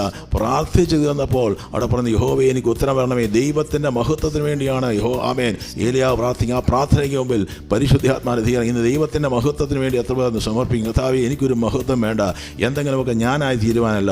ഈ ദിവസങ്ങൾ ദൈവമേ അവിടുത്തെ ഹിതം എൻ്റെ നിറവേറുവാൻ, കർത്താവിൻ്റെ ഇഷ്ടം എന്താണെന്ന് തിരിച്ചറിയുവാൻ. ഞാനൊന്നും ആ മനുഷ്യ ജീവിതത്തിനായില്ലെന്നിരിക്കാം, പക്ഷേ ആമേ ഈ ദിവസങ്ങൾ അനേക ആത്മാക്കൾ എന്നിലൂടെ പിടിപ്പിക്കപ്പെടുവാൻ, ദൈവരാജ്യത്തിൻ്റെ വിസ്തൃതിക്ക് എന്നെ പ്രയോജനപ്പെടുത്തുവാൻ, എൻ്റെ ജീവിതത്തിൽ ദൈവം കണ്ടിരിക്കുന്ന ദൈവിക എൻ്റെ തലമുറകളിലൂടെ ദൈവപ്രവൃത്തി വെളിപ്പെടുവാനായിട്ട് കർത്താവെ ഞാൻ സമർപ്പിക്കുകയാണ്. അവർ കവിണ് വീണ് ദൈവത്തെ ആരാധിക്കുന്ന ഒരു കൂട്ടം ജനത്തെ നോക്കുക. നമ്മുടെ കുടുംബത്തിലുള്ളവരെ കർത്താവ് തീ ഇറങ്ങിയാൽ വിടുവിക്കും കേട്ടോ. നമ്മുടെ ഒരു തീ ഇറങ്ങിയാൽ ദേശം വിടുവിക്കും. നമ്മുടെ മേൽ തീ ഇറങ്ങിയാൽ കുടുംബത്തിനകത്ത് ചിലത് നടക്കും. സ്തോത്രം. തലമുറകളുടെ മേൽ ചിലത് നടക്കും. ആമേൻ. ആ പ്രവാചകന്മാരെ എല്ലാം തകർത്ത് കളയാൻ തൊക്കമാണ് ഒറ്റ ദിവസങ്ങൾ ദൈവം. അങ്ങനെ പൈശാചിക മണ്ഡലങ്ങളെ തകർക്കാൻ കഴിയുന്നതാണ്. ആമേൻ. ഇന്ന് ദൈവത്തിൻ്റെ അഭിഷേകത്തിൻ്റെ ശക്തി ഈ ഉപവാസത്തിൽ വെളിപ്പെട്ടാൽ ആമേൻ അതിന് പ്രായ വ്യത്യാസം ഒന്നുമില്ല. ദൈവകരങ്ങളിലേക്ക് നേൽപ്പിക്കുക. ഒരുമിച്ച് നമുക്ക് കർത്താവിനോട് കർത്താവേ ആ പരിശുദ്ധാത്മാവിൻ്റെ ശക്തിയെ എൻ്റെ മേൽ ഒന്നുപോലും വായിക്കണമേ. പരിശുദ്ധാത്മാവിൻ്റെ തീയെ എൻ്റെ മേൽ ഒരിക്കൽ കൂടി നയിക്കണമേ എന്ന് പ്രാർത്ഥിക്കുന്നവരുണ്ടെങ്കിൽ ആത്മശക്തിയാൽ എന്നെ നിറയ്ക്കണമേ. ദൈവത്തിന്റെ ആത്മാവേ ഇറങ്ങി വന്ന് നിന്റെ തിരുസഭയെ പണിയണമേ.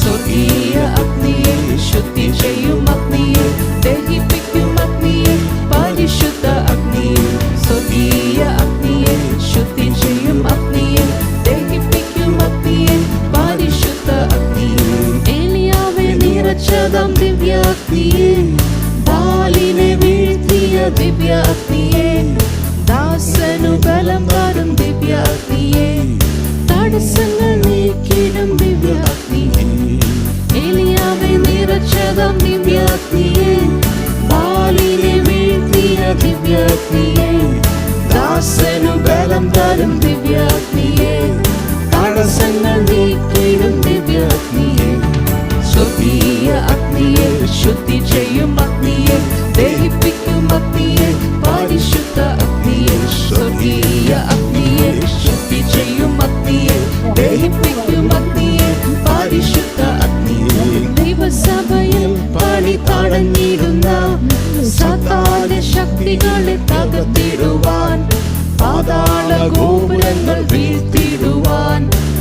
പൂർണ്ണശക്തി പകർന്നിടും ദിവ്യ അഗ്നിയെ ദൈവസഭയിൽ പണി തടഞ്ഞിടുന്ന സാത്താന്യ ശക്തികളെ തകർത്തിടുവാൻ പാതാള ഗോപുരങ്ങൾ വീഴ്ത്തിടുവാൻ പൂർണ്ണശക്തി പകർന്നിടും ദിവ്യ അഗ്നിയെ സ്വർഗീയ അഗ്നിയെ ശുദ്ധി ചെയ്യും അഗ്നിയെ ദഹിപ്പിക്കും അഗ്നിയെ പരിശുദ്ധ അഗ്നിയെ സ്വർഗീയ അഗ്നിയെ ശുദ്ധി ചെയ്യും അഗ്നിയെ ദഹിപ്പിക്കും അഗ്നിയെ പരിശുദ്ധ അഗ്നിയെ പൂർണ്ണ വിശുദ്ധയായ കന്യകയായി മണവാട്ടിയാം സഭ ഒരുങ്ങിടുവാൻ മണവാളൻ വരവിനായി കാത്തിടുവാൻ പുതുശക്തി പകർന്നിടും ദിവ്യ അഗ്നിയെ പൂർണ്ണ വിശുദ്ധയായ കന്യകയായി മണവാട്ടിയാം സഭ ഒരുങ്ങിടുവാൻ മണവാളൻ വരവിനായി കാത്തിടുവാൻ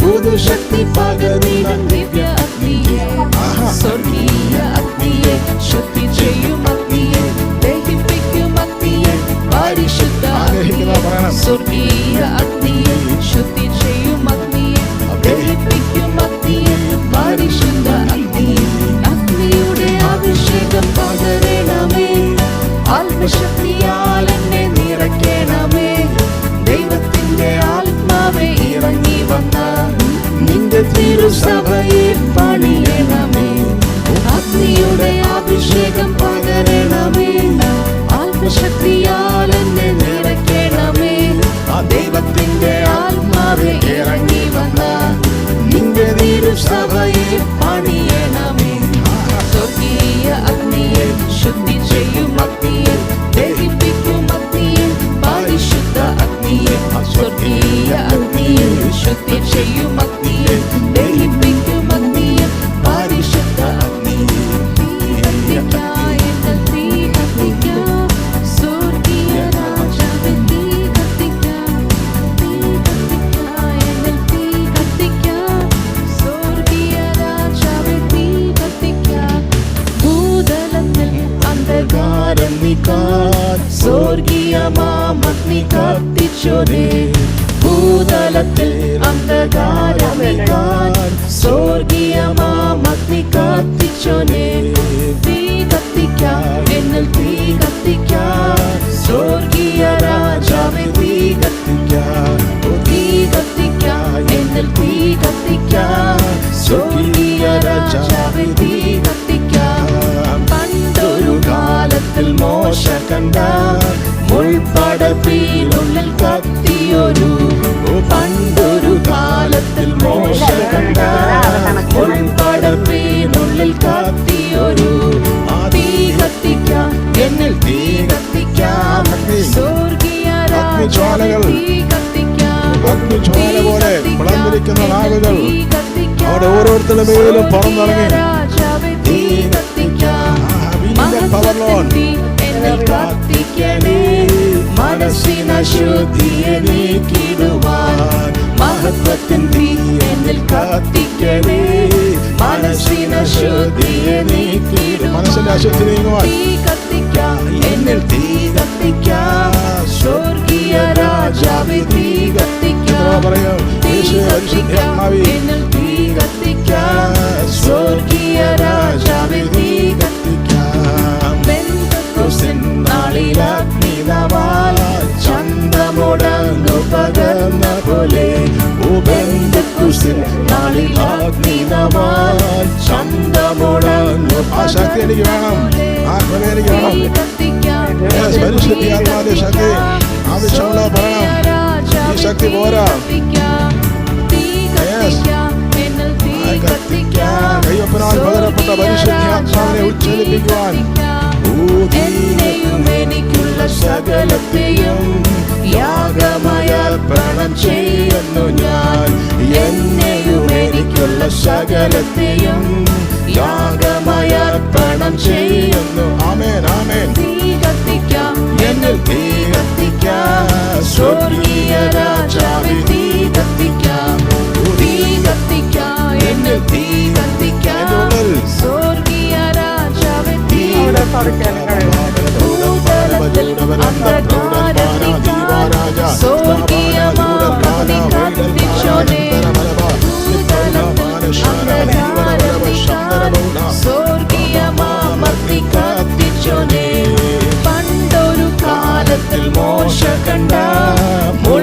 മുൾപടപ്പിനുള്ളിൽ കത്തിയൊരു പണ്ടൊരു കാലത്തിൽ മോശ കണ്ട മുൾപടപ്പിനുള്ളിൽ കത്തിയൊരു മഹത്വത്തിൻ തീ എന്നിൽ കത്തിക്കണേ, മനസ്സിന ശുദ്ധിയെ നീക്കിടുവാൻ.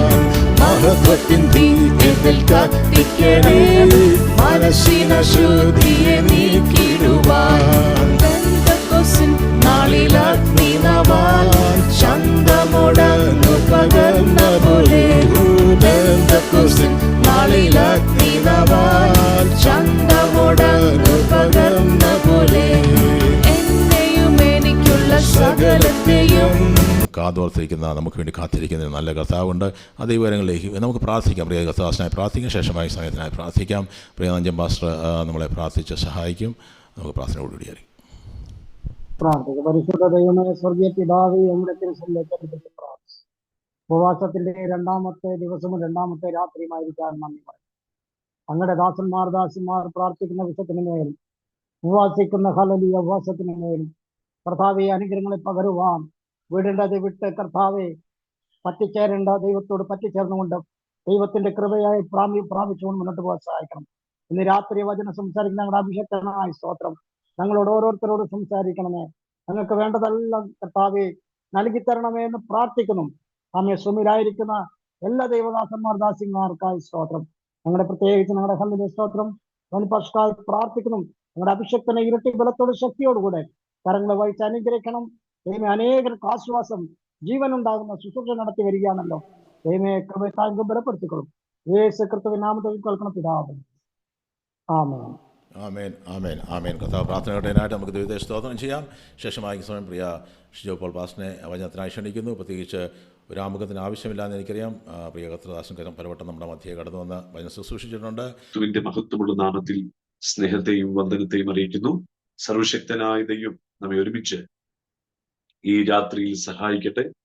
വളരെ പ്രാർത്ഥനയോടെ പ്രതീക്ഷയോടെ നമുക്ക് ദൈവത്തിന്റെ സന്നിധാനമായിരിക്കാം. ഒരു പ്രാവശ്യം കൂടെ നിങ്ങളുടെ നടുവിൽ ശുശ്രൂഷിപ്പാൻ ദൈവം തന്ന ഈ വിലപ്പെട്ട അവസരം എന്റെ ആത്മീയ ശുശ്രൂഷയിൽ ഒരു വലിയ പദവിയായും മഹാഭാഗ്യമായും കണക്കാക്കുന്നു. എല്ലാവരെയും കർത്താവ് അനുഗ്രഹിക്കട്ടെ എന്നുള്ള ആത്മാർത്ഥതയോടുള്ള പ്രാർത്ഥനയോടുകൂടെ ഈ രാത്രിയിലെ സവിശേഷമായ ദൈവജന ചിന്തകളിലേക്ക് നിങ്ങളുടെ ശ്രദ്ധയെ ഞാൻ വിനയപുരസരം ക്ഷണിക്കുന്നു.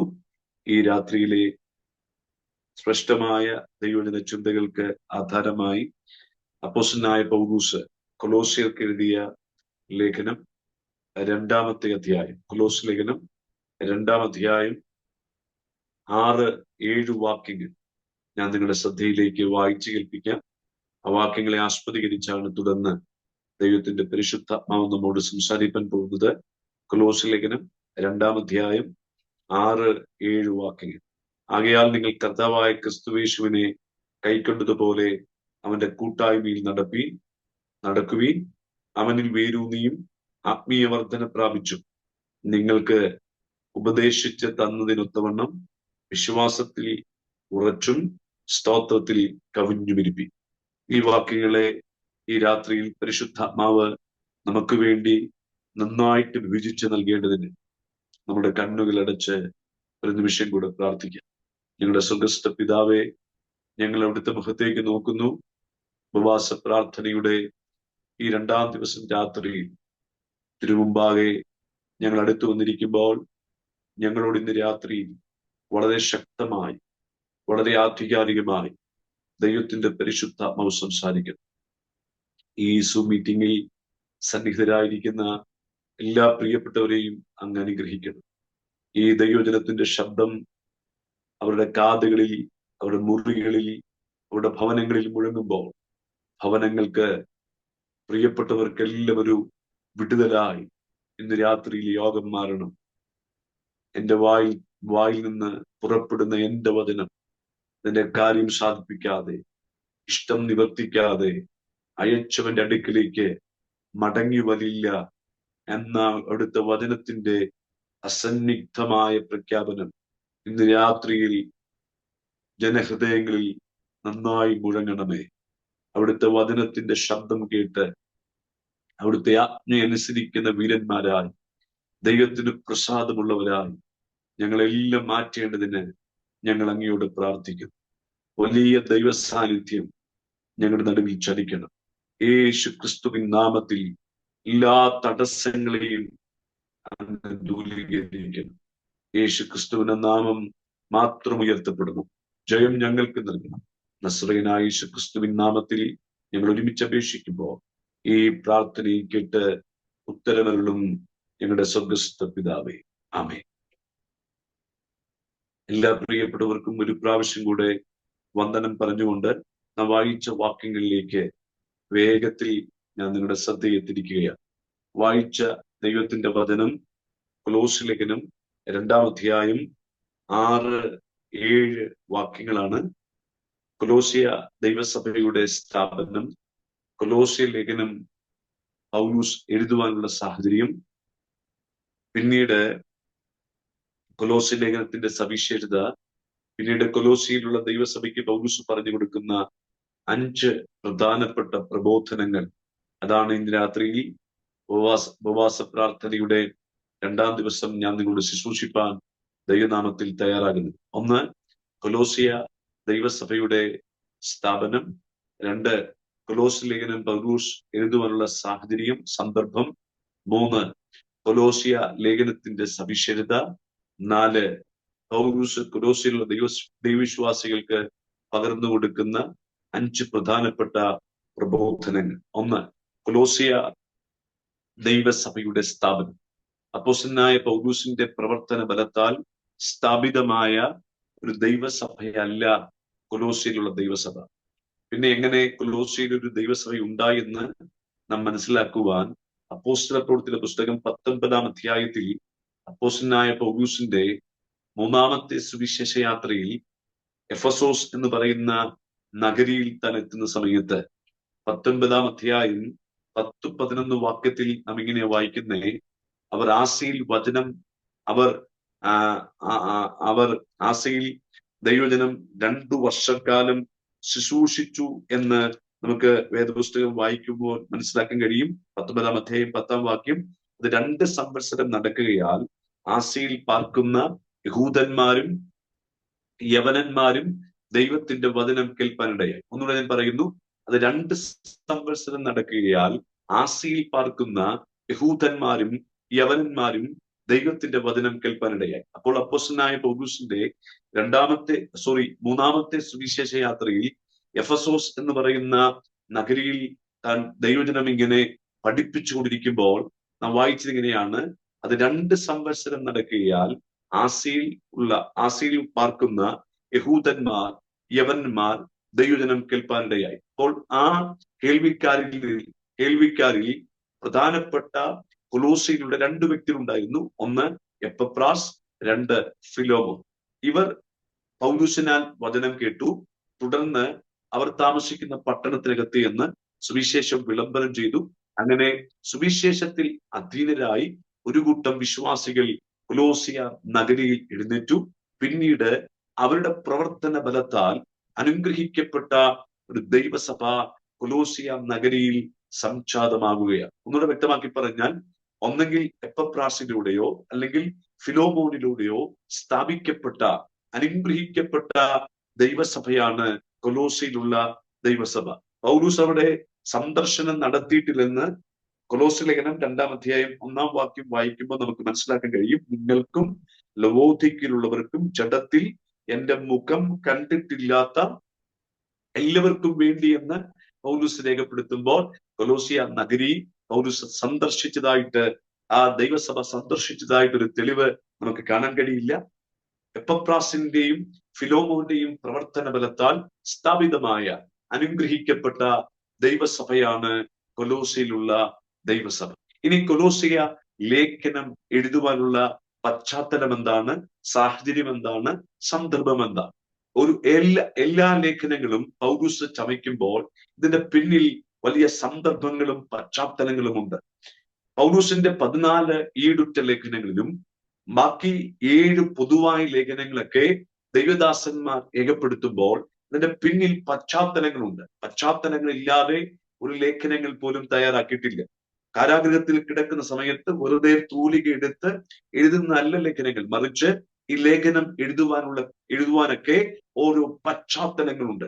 ഇനി കൊലോസ്യ ലേഖനം എഴുതുവാനുള്ള പശ്ചാത്തലം എന്താ? അത് നിങ്ങൾ ശ്രദ്ധിച്ചു കേൾക്കണം. കൊലോസിയ എന്ന് പറയുന്ന ആ പട്ടണത്തിൽ ഇപ്പോൾ ശക്തമായി വ്യാപരിച്ചുകൊണ്ടിരിക്കുന്ന ഒരു ദുരുപദേശമായിരുന്നു നോസ്റ്റിസം, അല്ലെങ്കിൽ ജ്ഞാനമതം. ഒത്തിരി ദുരുപദേശത്തിന്റെ പാഷാണ്ഡത കൊലോസിയ നഗരിക്കകത്ത് ശക്തമായി ബാധിച്ചിരുന്നു. അതിൽ ഏറ്റവും പ്രധാനപ്പെട്ട ഒരു ദുരുപദേശമായിരുന്നു നോസ്റ്റിസം, അല്ലെങ്കിൽ ജ്ഞാനമതം. ജ്ഞാനമതം പ്രഖ്യാപിക്കുന്നത് യേശുക്രിസ്തു ദൈവമല്ല, യേശുക്രിസ്തുവിന്റെ മനുഷ്യത്വത്തെ അവർ അംഗീകരിച്ചില്ല. യേശു ദൂതന്മാരെക്കാൾ താണൊരു വ്യക്തിയാണ്, യേശു ഒരു സൃഷ്ടിയാണ്. ഇനി ഈ ജഡം കൊണ്ട് ചെയ്തതൊന്നും ആത്മാവിൽ ബാധിക്കപ്പെടില്ല എന്ന് പറഞ്ഞാൽ, ജഡം കൊണ്ട് എന്ത് അശുദ്ധി ചെയ്താലും ആത്മാവിൽ ഇതൊന്നും ബാധിക്കപ്പെടില്ല എന്നൊരു ദുരുപദേശത്തിന്റെ മേഖല. പിന്നീട് ശബത്തും പെരുന്നാളും മറ്റ് വിശേഷ ദിവസങ്ങളുമൊക്കെ ആചരിക്കുക, അത് ആചരിക്കുന്നതിൽ യാതൊരു തെറ്റുമില്ലെന്നുള്ള ദുരുപദേശത്തിന്റെ പഠിപ്പിക്കൽ ശക്തമായി ജ്ഞാനമതവാദികൾ ആ ദേശത്ത് പരക്കെ പഠിപ്പിക്കുകയും പിന്നീട് ഈ ദുരുപദേശത്തിന്റെ പാഷാണ്ഡത ദൈവസഭയ്ക്കകത്തും സ്ഥാനം കണ്ടെത്താൻ തയ്യാറായി. യേശുക്രിസ്തുവിന്റെ ദൈവത്വത്തെ നിഷേധിച്ച്, യേശുക്രിസ്തുവിന്റെ മനുഷ്യത്വത്തെ നിഷേധിച്ച്, യേശുക്രിസ്തു ഒരു സൃഷ്ടിയാണെന്ന് പറഞ്ഞ്, യേശു ദൂതന്മാരെക്കാൾ താണ വ്യക്തിയാണെന്ന് പഠിപ്പിച്ച് ഈ ജ്ഞാനമതവാദികൾ ശക്തമായി അവരുടെ ദുരുപദേശത്തിന്റെ പാഷാണ്ഡത ദൈവസഭയ്ക്കകത്തേക്ക് ഇങ്ങനെ ഒഴുകിക്കൊണ്ടിരിക്കുമ്പോൾ, ഇങ്ങനെ അവർ അലിയിച്ച് ചേർക്കുവാൻ ശ്രമിച്ചുകൊണ്ടിരിക്കുന്ന പൗലൂസ് എപ്പപ്രാസ് മുഖാന്തരം ഈ ദുരുപദേശത്തെ കുറിച്ചുള്ള അറിവ് തനിക്ക് ലഭിക്കുകയും പിന്നീട് കാരാഗ്രഹമെന്ന് കയ്യിലിരിക്കുന്ന തൂലിക ആത്മാവിൽ പടവാള് പോലെ ഉയർത്തിപ്പിടിച്ച് 1-ാം അധ്യായം 15-ാം വാക്യം മുതൽ പൗലൂസ് എഴുതി തുടങ്ങുകയാണ്. അവൻ അദൃശ്യനായ ദൈവത്തിന്റെ പ്രതിമയും സർവസൃഷ്ടിക്കും ആദ്യജാതനുമാകുന്നതും ഭൂമിയിലുള്ളതും സിംഹാസനങ്ങളാകട്ടെ അധികാരങ്ങളാകട്ടെ സകലവും അവൻ മുഖാന്തരം സൃഷ്ടിക്കപ്പെട്ടും അവനായിട്ടും തന്നെ. അവൻ സകലത്തിനും മുൻപെയുള്ളവൻ, സകലത്തിനും കാരണമായിരിക്കുന്നു.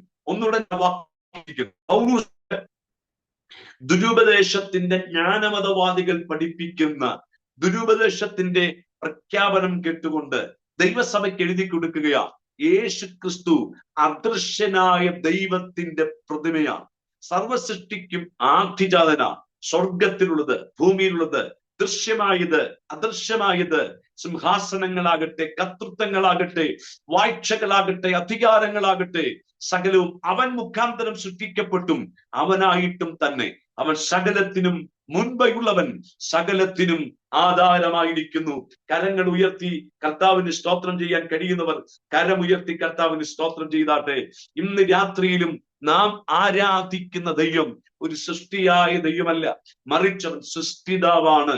നാം ആരാധിക്കുന്ന ദൈവം ഇന്ന് രാത്രി വീരനാണ്, മഹാദൈവമാണ്.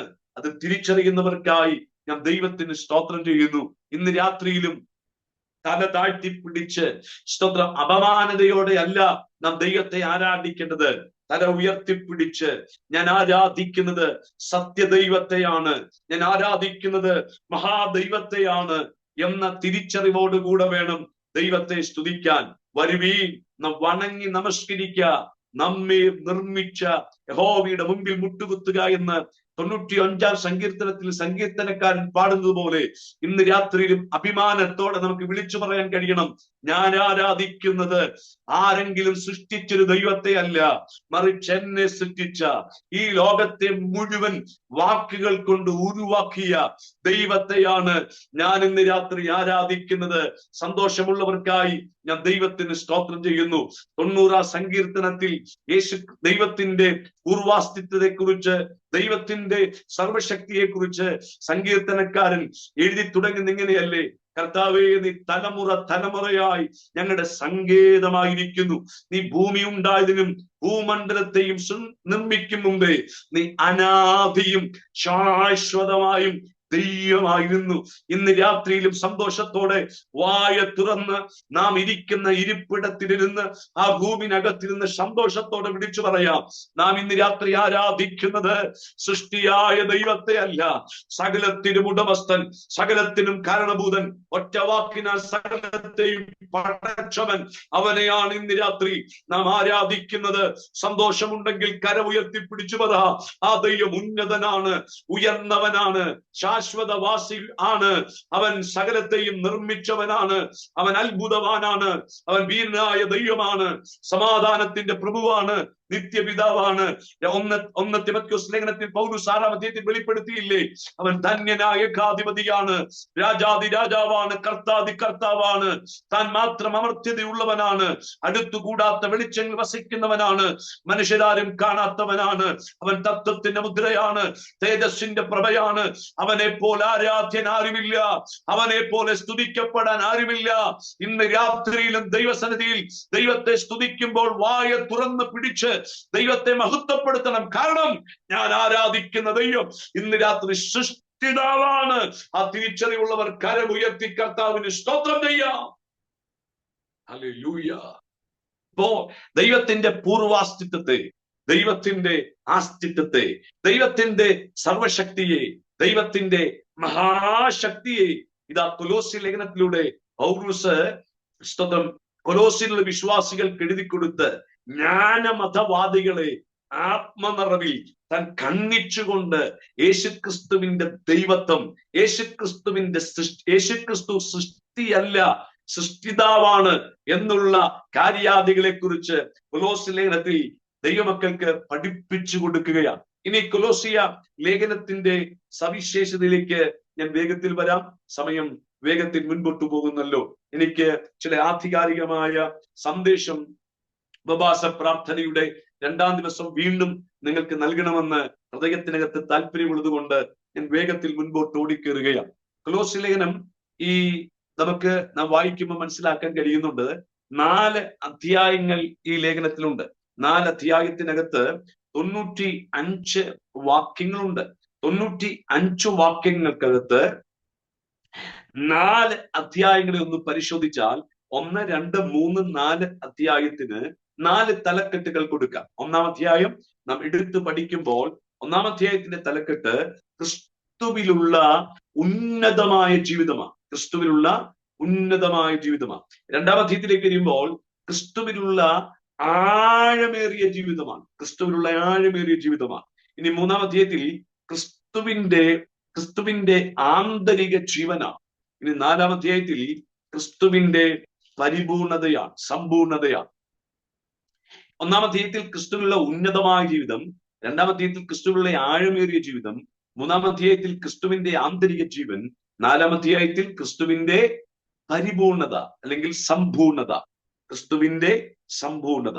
ഇനി 1-ാം അധ്യായം, 2-ാം അധ്യായം, 3-ാം അധ്യായം, 4-ാം അധ്യായം നാം തലക്കെട്ട് കൊടുത്ത് പഠിച്ചെങ്കിൽ വീണ്ടും ഈ ലേഖനത്തെ 2ആയി വീണ്ടും നാം തിരിച്ചു പഠിക്കാൻ പോവുക. 2ആയി വീണ്ടും തിരിച്ചു പഠിക്കാൻ പോകും. 1ഉം 2ഉം അധ്യായങ്ങൾ, 3ഉം 4ഉം അധ്യായങ്ങൾ. 1ഉം 2ഉം അധ്യായങ്ങൾ, 3ഉം 4ഉം അധ്യായങ്ങൾ. ഞാൻ ആവർത്തിച്ച് പറയുന്നത് നിങ്ങളുടെ ഹൃദയത്തിനകത്ത് അത് ആഴത്തിലൊന്ന് തറയ്ക്കാൻ വേണ്ടിയാണ്. 1ഉം 2ഉം അധ്യായങ്ങൾ, 3ഉം 4ഉം അധ്യായങ്ങൾ. ഇനി 1ഉം 2ഉം അധ്യായങ്ങളെ നാം ഇങ്ങനെ തലക്കെട്ട് കൊടുത്ത് പഠിക്കാൻ പോവുകയാണ്. 1ഉം 2ഉം അധ്യായങ്ങളെ ഒറ്റ വാക്കിൽ ഇങ്ങനെ വിവക്ഷിക്കാം: ക്രിസ്തു നമുക്ക് വേണ്ടി എന്ത് ചെയ്തു. 1ഉം 2ഉം അധ്യായത്തിൽ അപ്പോസ്തലൻ വിവരിക്കുന്നത് ക്രിസ്തു നമുക്ക് വേണ്ടി എന്തു ചെയ്തു എന്നാണ്. എന്ത് ചെയ്തു എന്നാണ്. ഇനി 3ഉം 4ഉം അധ്യായത്തിൽ വിശദീകരിക്കുന്നത് ക്രിസ്തു നമ്മിലൂടെ എന്ത് ചെയ്യുന്നു എന്നാണ്. കേൾക്കുന്നോ? 1ആം അധ്യായം 2ആം അധ്യായം ക്രിസ്തു നമുക്ക് വേണ്ടി എന്ത് ചെയ്തു.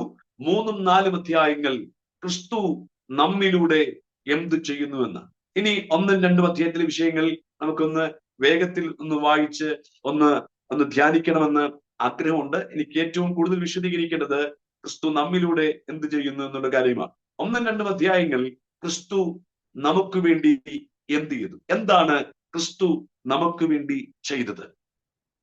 ക്രിസ്തു നമുക്ക് വേണ്ടി ചെയ്തത് 1-ാം അധ്യായം നിങ്ങൾ 20-ാം വാക്യം വായിക്കുമ്പോൾ 19-ാം വാക്യം മുതൽ അവനിൽ സർവസമ്പൂർണതയും വസിക്കുവാനും അവൻ ക്രൂശിൽ ചൊരിഞ്ഞ രക്തം കൊണ്ട് അവൻ മുഖാന്തരം സമാധാനം ഉണ്ടാക്കി. അപ്പോൾ ക്രിസ്തു നമുക്ക് വേണ്ടി എന്താണ് ചെയ്തത്?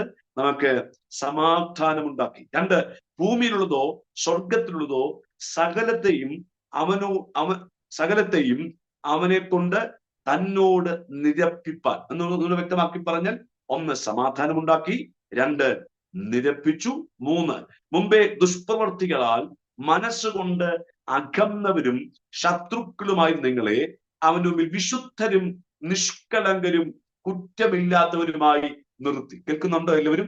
ക്രിസ്തു നമുക്ക് വേണ്ടി എന്താണ് ചെയ്തത്? ക്രിസ്തു നമുക്ക് വേണ്ടി ചെയ്തത്, നാം പണ്ട് എന്തായിരുന്നു പ്രിയപ്പെട്ടവരെ? നാം പണ്ട് ദുഷ്പ്രവർത്തിക്കാരായിരുന്നു, 2, ദൈവത്തോട് അകന്നവരായിരുന്നു, ശത്രുക്കളായിരുന്നു. പക്ഷെ കർത്താവ് നമുക്ക് വേണ്ടി ചെയ്തത് നമ്മെ നിഷ്കളങ്കരാക്കി, കുറ്റമില്ലാത്തവരാക്കി. ഇനി വീണ്ടും 2-ാം അധ്യായത്തിലേക്ക് വരുമ്പോൾ 14-ാം വാക്യത്തിൽ അത് ഞാൻ വായിക്കുന്നു. അതിക്രമങ്ങൾ ഒക്കെയും നമ്മോട് ക്ഷമിച്ച് ചട്ടങ്ങളാൽ നമുക്ക് വിരോധവും പ്രതികൂലമായിരുന്ന കൈയെഴുത്തു മായിച്ച് ക്രൂശിൽ തറച്ച് നടുവിൽ നിന്ന് നീക്കിക്കളഞ്ഞു. വാഴ്ചകളെയും അധികാരങ്ങളെയും ആയുധവർഗം വെപ്പിച്ച് ക്രൂശിൽ അവരുടെ മേൽ ജയോത്സവം കൊണ്ടാടി അവരെ പരസ്യമായ കാഴ്ചയാക്കി. ഇത് കേൾക്കുമ്പോൾ എത്ര പേർക്ക് ഹൃദയത്തിനകത്ത് സന്തോഷം കൊണ്ട് നിറയുന്നുണ്ട്? നാം എല്ലാവരും പാപികളായിരുന്നു. ഇസ്രായേൽ പൗരതയോട് ബന്ധമില്ലാത്തവരായിരുന്നു. വാഗ്ദത്തങ്ങൾക്ക് അന്യരും പരദേശികളുമായിരുന്നു. യഹൂദൻ രാവിലെ എഴുന്നേറ്റ് പ്രാർത്ഥിക്കുമ്പോൾ പ്രാർത്ഥിക്കുന്ന പ്രാർത്ഥനാവാദം എങ്ങനെയാ? ദൈവമേ, നാരിയായിട്ടും അടുത്തത് എനിക്ക് പുറം ജാതിക്കാരും സൃഷ്ടിക്കാത്തത് കൊണ്ട് അങ്ങേ സൃഷ്ടിക്കുന്നു എന്ന് പറഞ്ഞ യഹൂദൻ പ്രാർത്ഥിക്കുന്നെങ്കിൽ നമ്മെ കണ്ടുകൊണ്ടിരിക്കുന്നത് നരകത്തിൽ കത്തുവാനുള്ള ഉറകെന്ന കണക്കാണ്. പക്ഷേ കാൽവറിയിൽ ചൊരിഞ്ഞ രക്തം കൊണ്ട്, കേൾക്കുന്നുണ്ടോ എല്ലാവരും?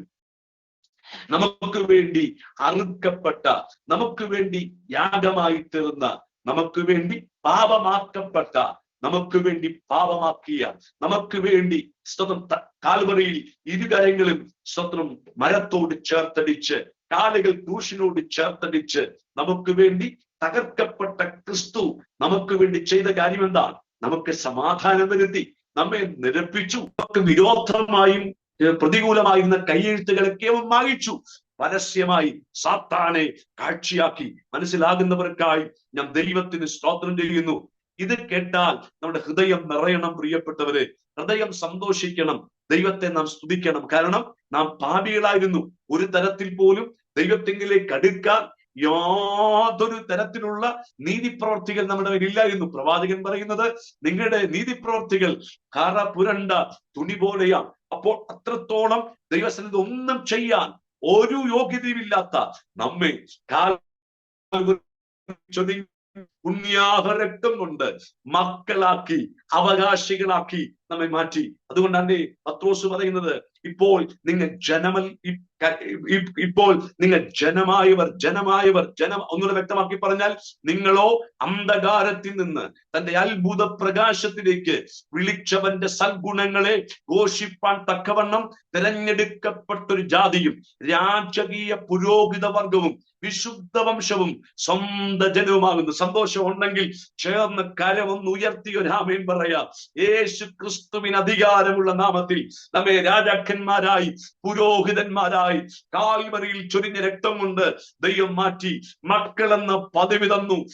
ദൈവത്തിന്റെ മുഖത്തേക്ക് നോക്കി അബ്രഹാമിന്റെ ദൈവമേ, ഇസഹാക്കിന്റെ ദൈവമേ, യാക്കോബിന്റെ ദൈവമേ എന്ന് അന്ന് കെയറോഫിനല്ല, മറിച്ച് എന്റെ ദൈവമേ എന്ന് വിളിക്കാൻ. ഓ റബ ശന്തൽ കരാതി. എന്റെ ദൈവമേ എന്ന് ദൈവത്തിന്റെ മുഖത്തേക്ക് നോക്കി, ഒരു അപ്പന്റെ മുഖത്തേക്ക് ഒരു കുഞ്ഞ് വിളിക്കുന്നത് പോലെ ദൈവത്തിന്റെ മുഖത്തേക്ക് നോക്കി എന്റെ ദൈവമേ എന്ന് വിളിക്കാൻ നമുക്ക് ഭാഗ്യം ലഭിച്ചു. അത് യേശു നമ്മിൽ ചെയ്തത് കാൽവറിയിൽ ചൊരിയപ്പെട്ട കാൽവറി യാഗത്തിലായിരുന്നു. മനസ്സിലാകുന്നവർക്കായി ഞാൻ ദൈവത്തിന് സ്തോത്രം ചെയ്യുന്നു. സന്തോഷത്തോടെ കരമുയർത്തി കർത്താവിനെ മഹത്വപ്പെടുത്താം. ഉപവാസ പ്രാർത്ഥനയുടെ 2-ാം ദിവസവും നാം അത് ഓർക്കണം. കർത്താവ് നമുക്ക് വേണ്ടി ചെയ്തത്. ഹല്ലേലൂയ. ക്രിസ്തു നമുക്ക് വേണ്ടി എന്ത് ചെയ്തു, അത് നാം എല്ലാ ദിവസവും ഓർക്കേണ്ടതാണ്. എല്ലാ ദിവസവും ഓർക്കേണ്ടതാണ്. ഇനി അടുത്തത് എനിക്ക് നന്നായിട്ടൊന്ന് വിശദീകരിക്കണം. അത് നിങ്ങൾ എല്ലാവരും നന്നായിട്ട് കേൾക്കണം. ക്രിസ്തു നമ്മിലൂടെ എന്ത് ചെയ്യും?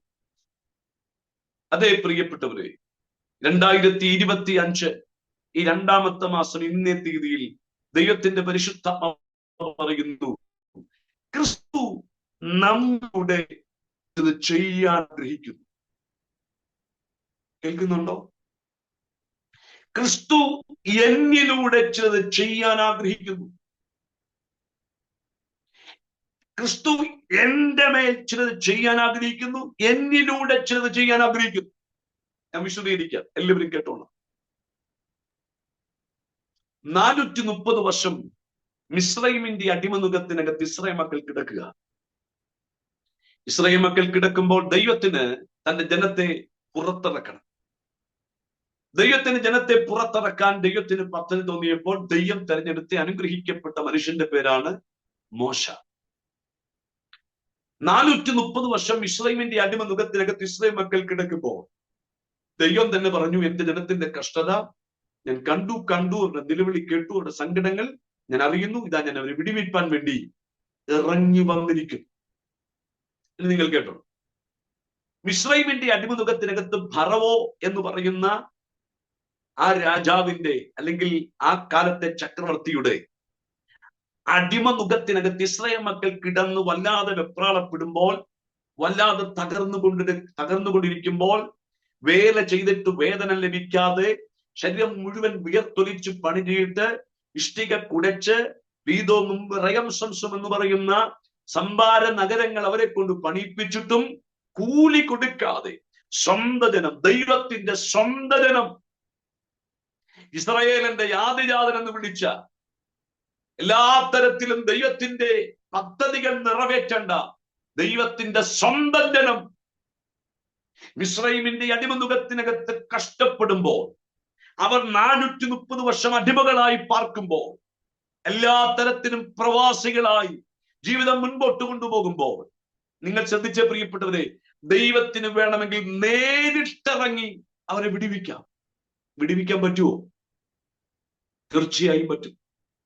ദൈവത്തിന് നേരിട്ടിറങ്ങി വന്ന് വിടിവിച്ചാൽ, ദൈവം നേരിട്ട് മിസ്രൈമിൽ ഇറങ്ങി വന്നാൽ പിന്നെ മിസ്രൈം കാണില്ല, ഫറവോ കാണില്ല, അവന്റെ അധികാരങ്ങൾ കാണില്ല, എല്ലാം കത്തിച്ചാമ്പലായി പോകും. കാരണം എന്റെ ദൈവം ദഹിപ്പിക്കുന്ന അഗ്നിയാണ്. ദൈവം ഇറങ്ങി വന്ന പിന്നെ മിസ്രൈം കാണില്ല, ഫറവോ കാണില്ല, മറ്റ് ഫറവോന്റെ അധികാരവും കാണില്ല. പക്ഷേ ദൈവം നേരിട്ട് ഇറങ്ങി വരാതെ, ദൈവം ഇറങ്ങി വന്ന മനുഷ്യന്റെ പേരാണ് മോശ. കേട്ടോ നിങ്ങൾ? ഞാൻ പറയുന്ന ദൂത് നിങ്ങൾ എല്ലാവരും ഗ്രഹിക്കണം. മിസ്രൈമിന്റെ അടിമനുഖത്തിനകത്ത് ഇസ്രായേൽ മക്കളെ പുറത്തു കൊണ്ടുവരാൻ ദൈവത്തിന് നേരിട്ടിറങ്ങാം. പക്ഷെ ദൈവം അത് ചെയ്യാൻ ആഗ്രഹിക്കാതെ ദൈവം ഇറങ്ങി വന്ന മനുഷ്യന്റെ പേരാ മോശ. മോശയുടെ ദൈവം പറയുക, വരിക മോശേ, എന്റെ ജനത്തെ ആരാധിപ്പാൻ വിട്ടയക്കേ എന്ന് നീ ഫറവോനോട് ചെന്ന് പറ. നിന്നെ ഫറവോന്റെ മുമ്പിൽ ഞാൻ ദൈവമാക്കി വെച്ചിരിക്കുക. മനസ്സിലാകുന്നവർക്കായി ഞാൻ ദൈവത്തിന് സ്തോത്രം ചെയ്യുന്നു. 2025 പരിശുദ്ധാത്മാവ് ശക്തമായിട്ട് ഇടപെടുകയാ. നാം ആയിരിക്കുന്ന ഇടത്ത്, നാം ആയിരിക്കുന്ന സ്ഥലത്ത് ദൈവത്തിന് നേരിട്ടിറങ്ങാം. ദൈവത്തിന് നേരിട്ടിറങ്ങി ചിലരെ വിടിവിക്കാം, നേരിട്ടിറങ്ങി ചിലരെ പുറത്തെടുക്കാം. പക്ഷെ ദൈവം ചെയ്യാൻ ആഗ്രഹിക്കാതെ, ദൈവം ചെയ്യാൻ ആഗ്രഹിക്കുന്നത് നമ്മിലൂടെയാണ്. നിങ്ങളിലൂടെയാണ്. കേൾക്കുന്നുണ്ടോ? ഒന്നുകൂടെ ഞാൻ വ്യക്തമാക്കാം. ജോണി പാസ്റ്ററെ, പരിശുദ്ധാത്മാവ് ഇന്ന് രാത്രി ഈ യോഗത്തിനകത്ത് ദൂത് പറയുന്നു. 2025 ഈ ദിവസങ്ങളിൽ കർത്താവ് നമ്മിലൂടെ ചിലത് ചെയ്യാൻ ആഗ്രഹിക്കുന്നു. സന്തോഷം ഉണ്ടെങ്കിൽ കരമുയർത്തിപ്പിടിച്ച് രാമേൻ പറ. ഒരു കൂട്ടം ജനത്തെ ദൈവം മോശയിലൂടെ വിടിവിച്ച് പുറത്തു കൊണ്ടുവന്നതുപോലെ കർത്താവ് ഇറങ്ങി നിങ്ങളിലൂടെ ചിലത് ഈ തലമുറയിൽ ചെയ്യാൻ പോകുന്നു. വിശ്വസിക്കുന്നവരുണ്ടെങ്കിൽ കരമടിച്ചു പറ. അതെന്നിലൂടെ നടക്കാൻ പോകുകയാ, എന്റെ തലമുറയിലൂടെ നടക്കാൻ പോകുകയാ, എന്റെ ഉപവാസ പ്രാർത്ഥനയിൽ കർത്താവ് ചിലരെ ധൈര്യപ്പെടുത്തി പറയുന്നു. യേശുവിന് അധികാരമുള്ള നാമത്തിൽ നിങ്ങൾ വസിക്കുന്ന ദേശത്ത്, നിങ്ങൾ വസിക്കുന്ന രാജ്യത്ത് ദൈവത്തിന് നേരിട്ടിറങ്ങാം. ദുബൈയിൽ ദൈവത്തിന് നേരിട്ടിറങ്ങാം, അബുദാബിയിൽ ദൈവത്തിന് നേരിട്ടിറങ്ങാം, കോട്ടയത്ത് ദൈവത്തിന് നേരിട്ടിറങ്ങാം. പക്ഷെ ദൈവം അത് ചെയ്യാൻ ആഗ്രഹിക്കാതെ ദൈവം ചെയ്യാൻ ആഗ്രഹിക്കുന്നത് ഷിജോയിലൂടെ ഇറങ്ങണമെന്നാണ്, ജോണി പാസിലൂടെ മനസ്സിലാകുന്നവരുണ്ടെങ്കിൽ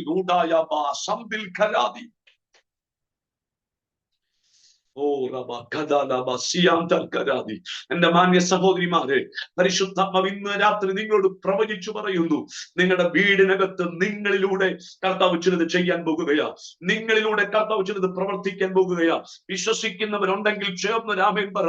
പ്രാർത്ഥിക്കുന്ന ആന്റിമാരെ, പ്രാർത്ഥിക്കുന്ന അമ്മമാരെ, പ്രാർത്ഥിക്കുന്ന മാതാപിതാക്കന്മാരെ, പ്രാർത്ഥിക്കുന്ന പാസ്റ്റർമാരെ, പരിശുദ്ധാത്മാവ് ഇടപെടുകയാ. നിങ്ങൾ താമസിക്കുന്ന ഇടത്ത് നിങ്ങളിലൂടെ ക്രിസ്തു വെളിപ്പെടാൻ പോകുകയാ. നിങ്ങളിലൂടെ ക്രിസ്തു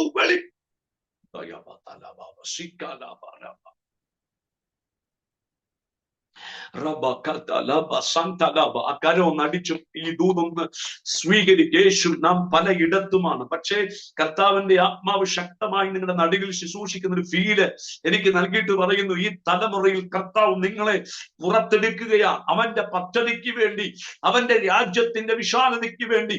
യേശുവിന്റെ നാമത്തിൽ അത് ശ്രദ്ധിക്കുന്നവർ ചേർന്ന രാമേൻ പറ. ഇനി ഞാൻ മുമ്പോട്ട് ചില കാര്യങ്ങൾ പറയാം, അതിനോട് ബന്ധപ്പെട്ട് നിങ്ങൾ ശ്രദ്ധിച്ചോണം. മോശയുടെ നേതൃസ്ഥാനം മാറി. ഹോർ മിസ്ബാ കൊടുമുടിയിൽ, കൊടുമുടിയിൽ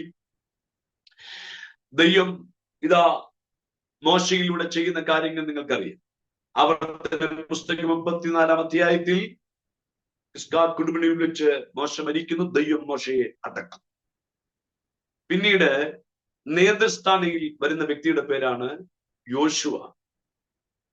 യോശുവയുടെ കാലത്താണ് ഇസ്രായേൽ മക്കൾ കനാനിൽ കാലുചവിട്ടുന്നത്. യോശുവയുടെ കാലഘട്ടത്തിൽ അവർ മുമ്പോട്ട് യാത്ര ചെയ്തു പോകുമ്പോഴാണ് യോർദാൻ അവർക്ക് മുമ്പിൽ ഒഴുകുന്നത്. നമുക്കറിയാം, കൊയ്ത്ത് കാലത്ത് പോലും കരകവിഞ്ഞ് ഒഴുകുന്ന യോർദാൻ എന്നാണ് യോർദാനെ വിശേഷിപ്പിക്കുന്നത്. എന്ന് പറഞ്ഞാൽ വേനൽക്കാലത്ത്, കൊയ്ത്ത് കാലത്ത്, നന്മ ശേഖരിക്കേണ്ട കാലത്ത്, കൊയ്ത് വിത്ത് വിതച്ച് അധ്വാനിച്ച് ഫലമെടുക്കുന്ന സമയമാകുമ്പോൾ, കൊയ്ത്ത് കാലത്ത് കരകവിഞ്ഞ് ഒഴുകുന്ന യോർദാൻ, കരകവിഞ്ഞ് ഒഴുകിക്കൊണ്ടിരിക്കുക യോർദാൻ. മുൻപോട്ട് ജനത്തിന് പോകാൻ കഴിയാതെ അവർ വല്ലാത്ത വിഷമസ്ഥിതിയിലായിരിക്കുമ്പോൾ ദൈവം യോശുവോട് പറയുന്ന ഒരു കാര്യമുണ്ട്. യോശുവയെ പെട്ടകം ചുമക്കുന്ന പുരോഹിതന്മാരുടെ ഉള്ളങ്കാൽ യോർദാനിൽ വെക്കട്ടെ. യോർദാനിൽ അവർ കാൽ എടുത്തു വെക്കുന്ന സമയത്ത് വേദപുസ്തകം പറയുന്നത് എന്താണെന്നറിയോ? മേൽവെള്ളത്തിന്റെ ഒഴുക്ക് നിന്നു, ചിറ പോൽ നിന്നു. താഴെ ആ ഒഴുകി വന്ന വെള്ളം താഴേക്ക് ഒലിച്ചു മാറി ജലത്തിന് അക്കരെ കടക്കാൻ കഴിയുന്ന വിധത്തിൽ ദൈവം അതിനകത്തൂടെ ഒരു നിലം അവർക്ക് വേണ്ടി വെട്ടി തുറന്നു കൊടുത്തു. ഞാൻ പറയുന്ന കാര്യം നിങ്ങൾ ശ്രദ്ധിച്ചോളൂ. ദൈവത്തിന് യോർദാനെ മാറ്റാൻ, കൊയ്ത്ത് കാലത്ത് കരകവിഞ്ഞൊഴുകുന്ന യോർദാനെ മാറ്റാൻ സ്വർഗത്തിൽ നിന്ന് നോക്കിയാൽ മതി, അല്ലേ? ദൈവം സർവശക്തനല്ലേ? സർവത്തിനും അധികാരിയായ ദൈവമല്ലേ? സകലത്തെ നിർമ്മിച്ച ദൈവമല്ലേ? യോർദാനെ ദൈവത്തിന് മാറ്റണമെങ്കിൽ ഒന്ന് നോക്കിയാൽ മതി. സ്വർഗത്തിൽ നോക്കിയാൽ യോർദാൻ പറ്റില്ലേ? യോർദാൻ പറ്റും. ദൈവം ആ വിഷയത്തെ നോക്കി ഒന്ന് പറഞ്ഞ യോർദാൻ മാറും. പക്ഷേ ദൈവം ചെയ്യാൻ ആഗ്രഹിക്കുന്നില്ല. ദൈവം ചെയ്യാൻ ആഗ്രഹിക്കുന്നത് പെട്ടകം ചുമക്കുന്ന പുരോഹിതന്മാരുടെ ഉള്ളങ്കാൽ യോർദാനിൽ വെക്കണം. ഞാൻ പറയുന്നത് ദൂത് എല്ലാവർക്കും ഗ്രഹിക്കാൻ കഴിയുമെന്നാണ് ഞാൻ വിചാരിക്കുന്നത്. ഒന്നുകൂടെ വ്യക്തമാക്കി പറഞ്ഞാൽ, ക്രിസ്തു നമ്മിലൂടെ വെളിപ്പെടാൻ ആഗ്രഹിക്കുന്നു. ഒന്നുകൂടെ വ്യക്തമാക്കി പറയാം, ഈ ദിവസം പൊങ്ങി വരുന്ന ചില പ്രതികൂലങ്ങൾ, പൊങ്ങി വരുന്ന ചില പ്രതിസന്ധികൾ നന്മയുടെ മീതെ ഒഴുകി നന്മയെ ക്ഷയിച്ചു കളയുന്നത് പോലെ അത് കൈ ലഭിക്കേണ്ട സമയമാകുമ്പോ അതിന്റെ മീതെ ഒഴുകി പോകുന്ന ചില യോർദാന്റെ ആധിപത്യങ്ങളെ കണ്ട് ഭയപ്പെടാതെ അഭിഷേകത്തിന് നിറവിൽ ദൈവജനത്തിന്റെ പിൻബലത്തിൽ പറയാം, ഈ ദിവസം നിങ്ങളുടെ മേൽ അധികാരമുണ്ട്. നിങ്ങൾ അതിനകത്തെ ചാടി ഇറങ്ങ്, അതിനകത്തേക്ക് ആത്മാവിൽ നിറവിൽ ഒന്ന് ചാടി ഇറങ്ങ്. ഈ ദിവസം അത് നിങ്ങൾക്ക് മുമ്പിൽ നിൽക്കാൻ പോകുകയാണ്. വിശ്വസിക്കുന്നവരുണ്ടെങ്കിൽ ചേർന്ന് ആമേൻ പറയാം. യേശു നമ്മിലൂടെ വെളിപ്പെടാതിരിക്കുന്നു. ദൈവത്തിന് മാറ്റാൻ കഴിയാത്ത പ്രതിസന്ധികളില്ല.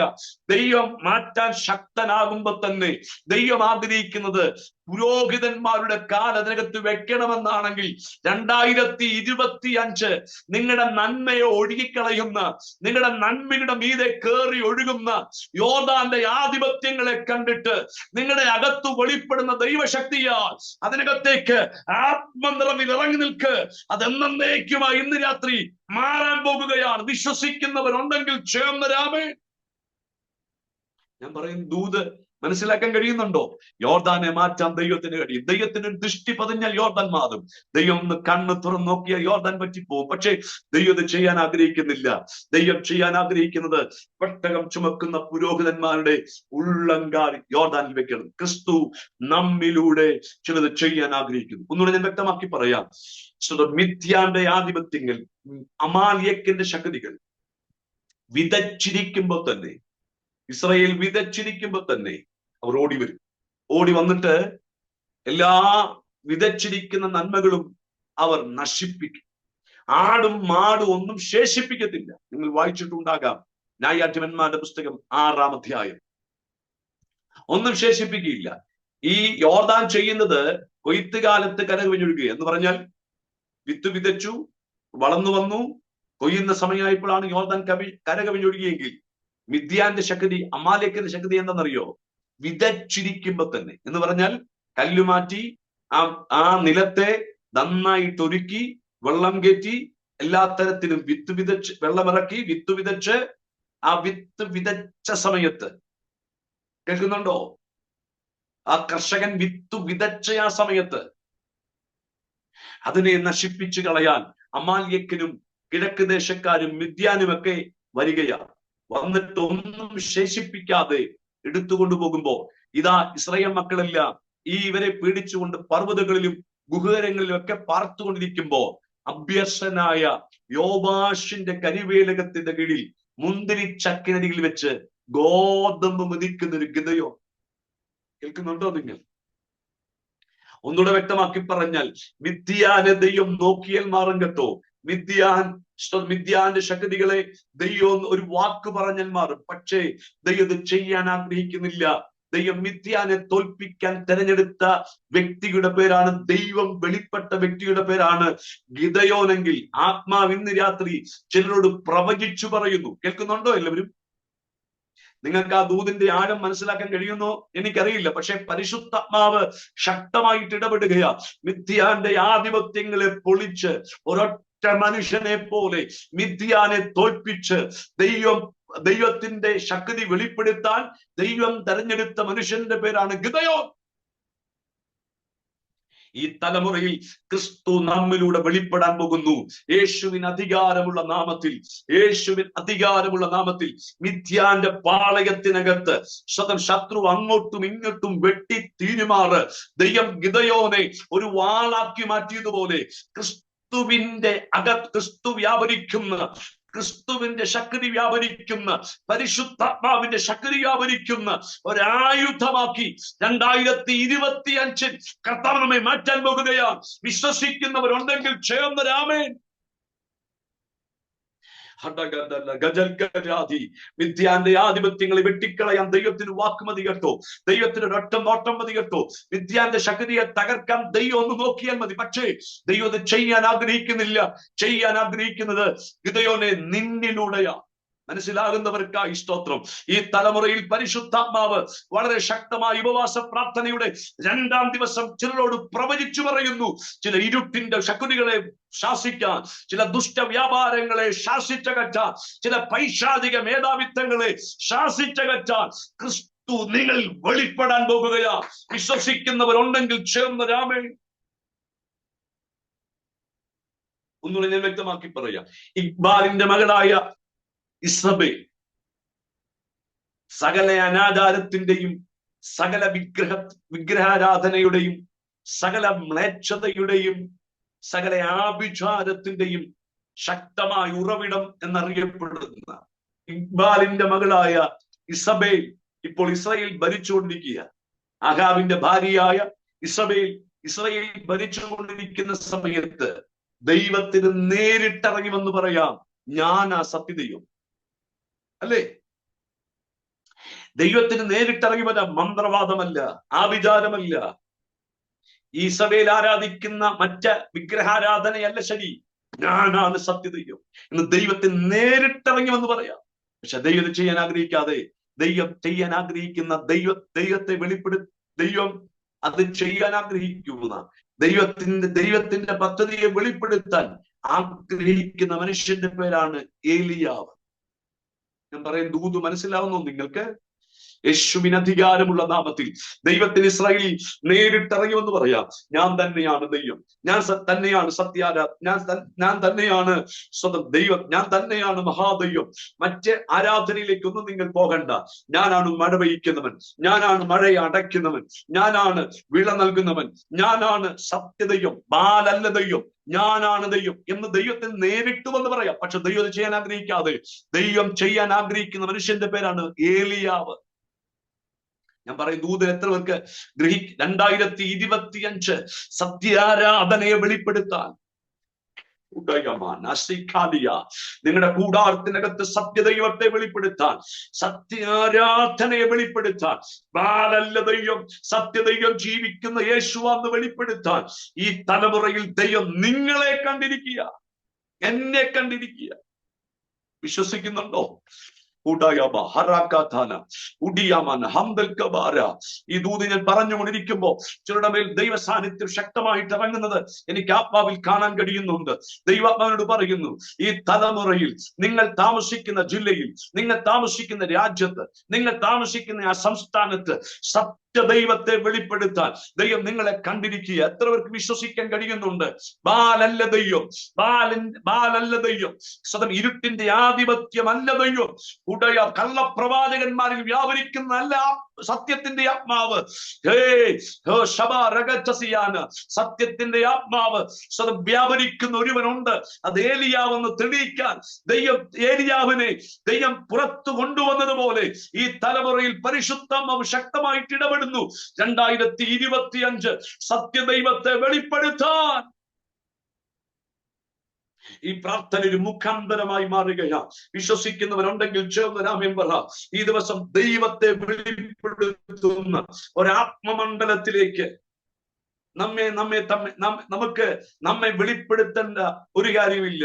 സത്യദൈവം നമ്മിലേക്ക് വെളിപ്പെട്ടു വരട്ടെ. മനസ്സിലാകുന്നവരുണ്ടെങ്കിൽ കരമുയർത്തി കർത്താവിന് സ്തോത്രം ചെയ്താട്ടെ. ഈ തലമുറയിൽ ഈ ഉപവാസ പ്രാർത്ഥനയിൽ നിങ്ങൾ പ്രാർത്ഥിക്കണം, ദൈവമേ, ഞാൻ ആയിരിക്കുന്ന രാജ്യത്തിൽ, സംസ്ഥാനത്തിൽ, ജില്ലയിൽ, എന്റെ കുടുംബത്തിനകത്ത് സത്യദൈവം എന്നിലൂടെ ഒന്ന് വെളിപ്പെട്ടു വരണം. അത് വിശ്വസിക്കുന്നവരുണ്ടെങ്കിൽ ചേർന്ന് കാര്യമൊന്ന് ഉയർത്തി ദൈവത്തിന് സ്തോത്രം ചെയ്യാം. ഹല്ലേലൂയ.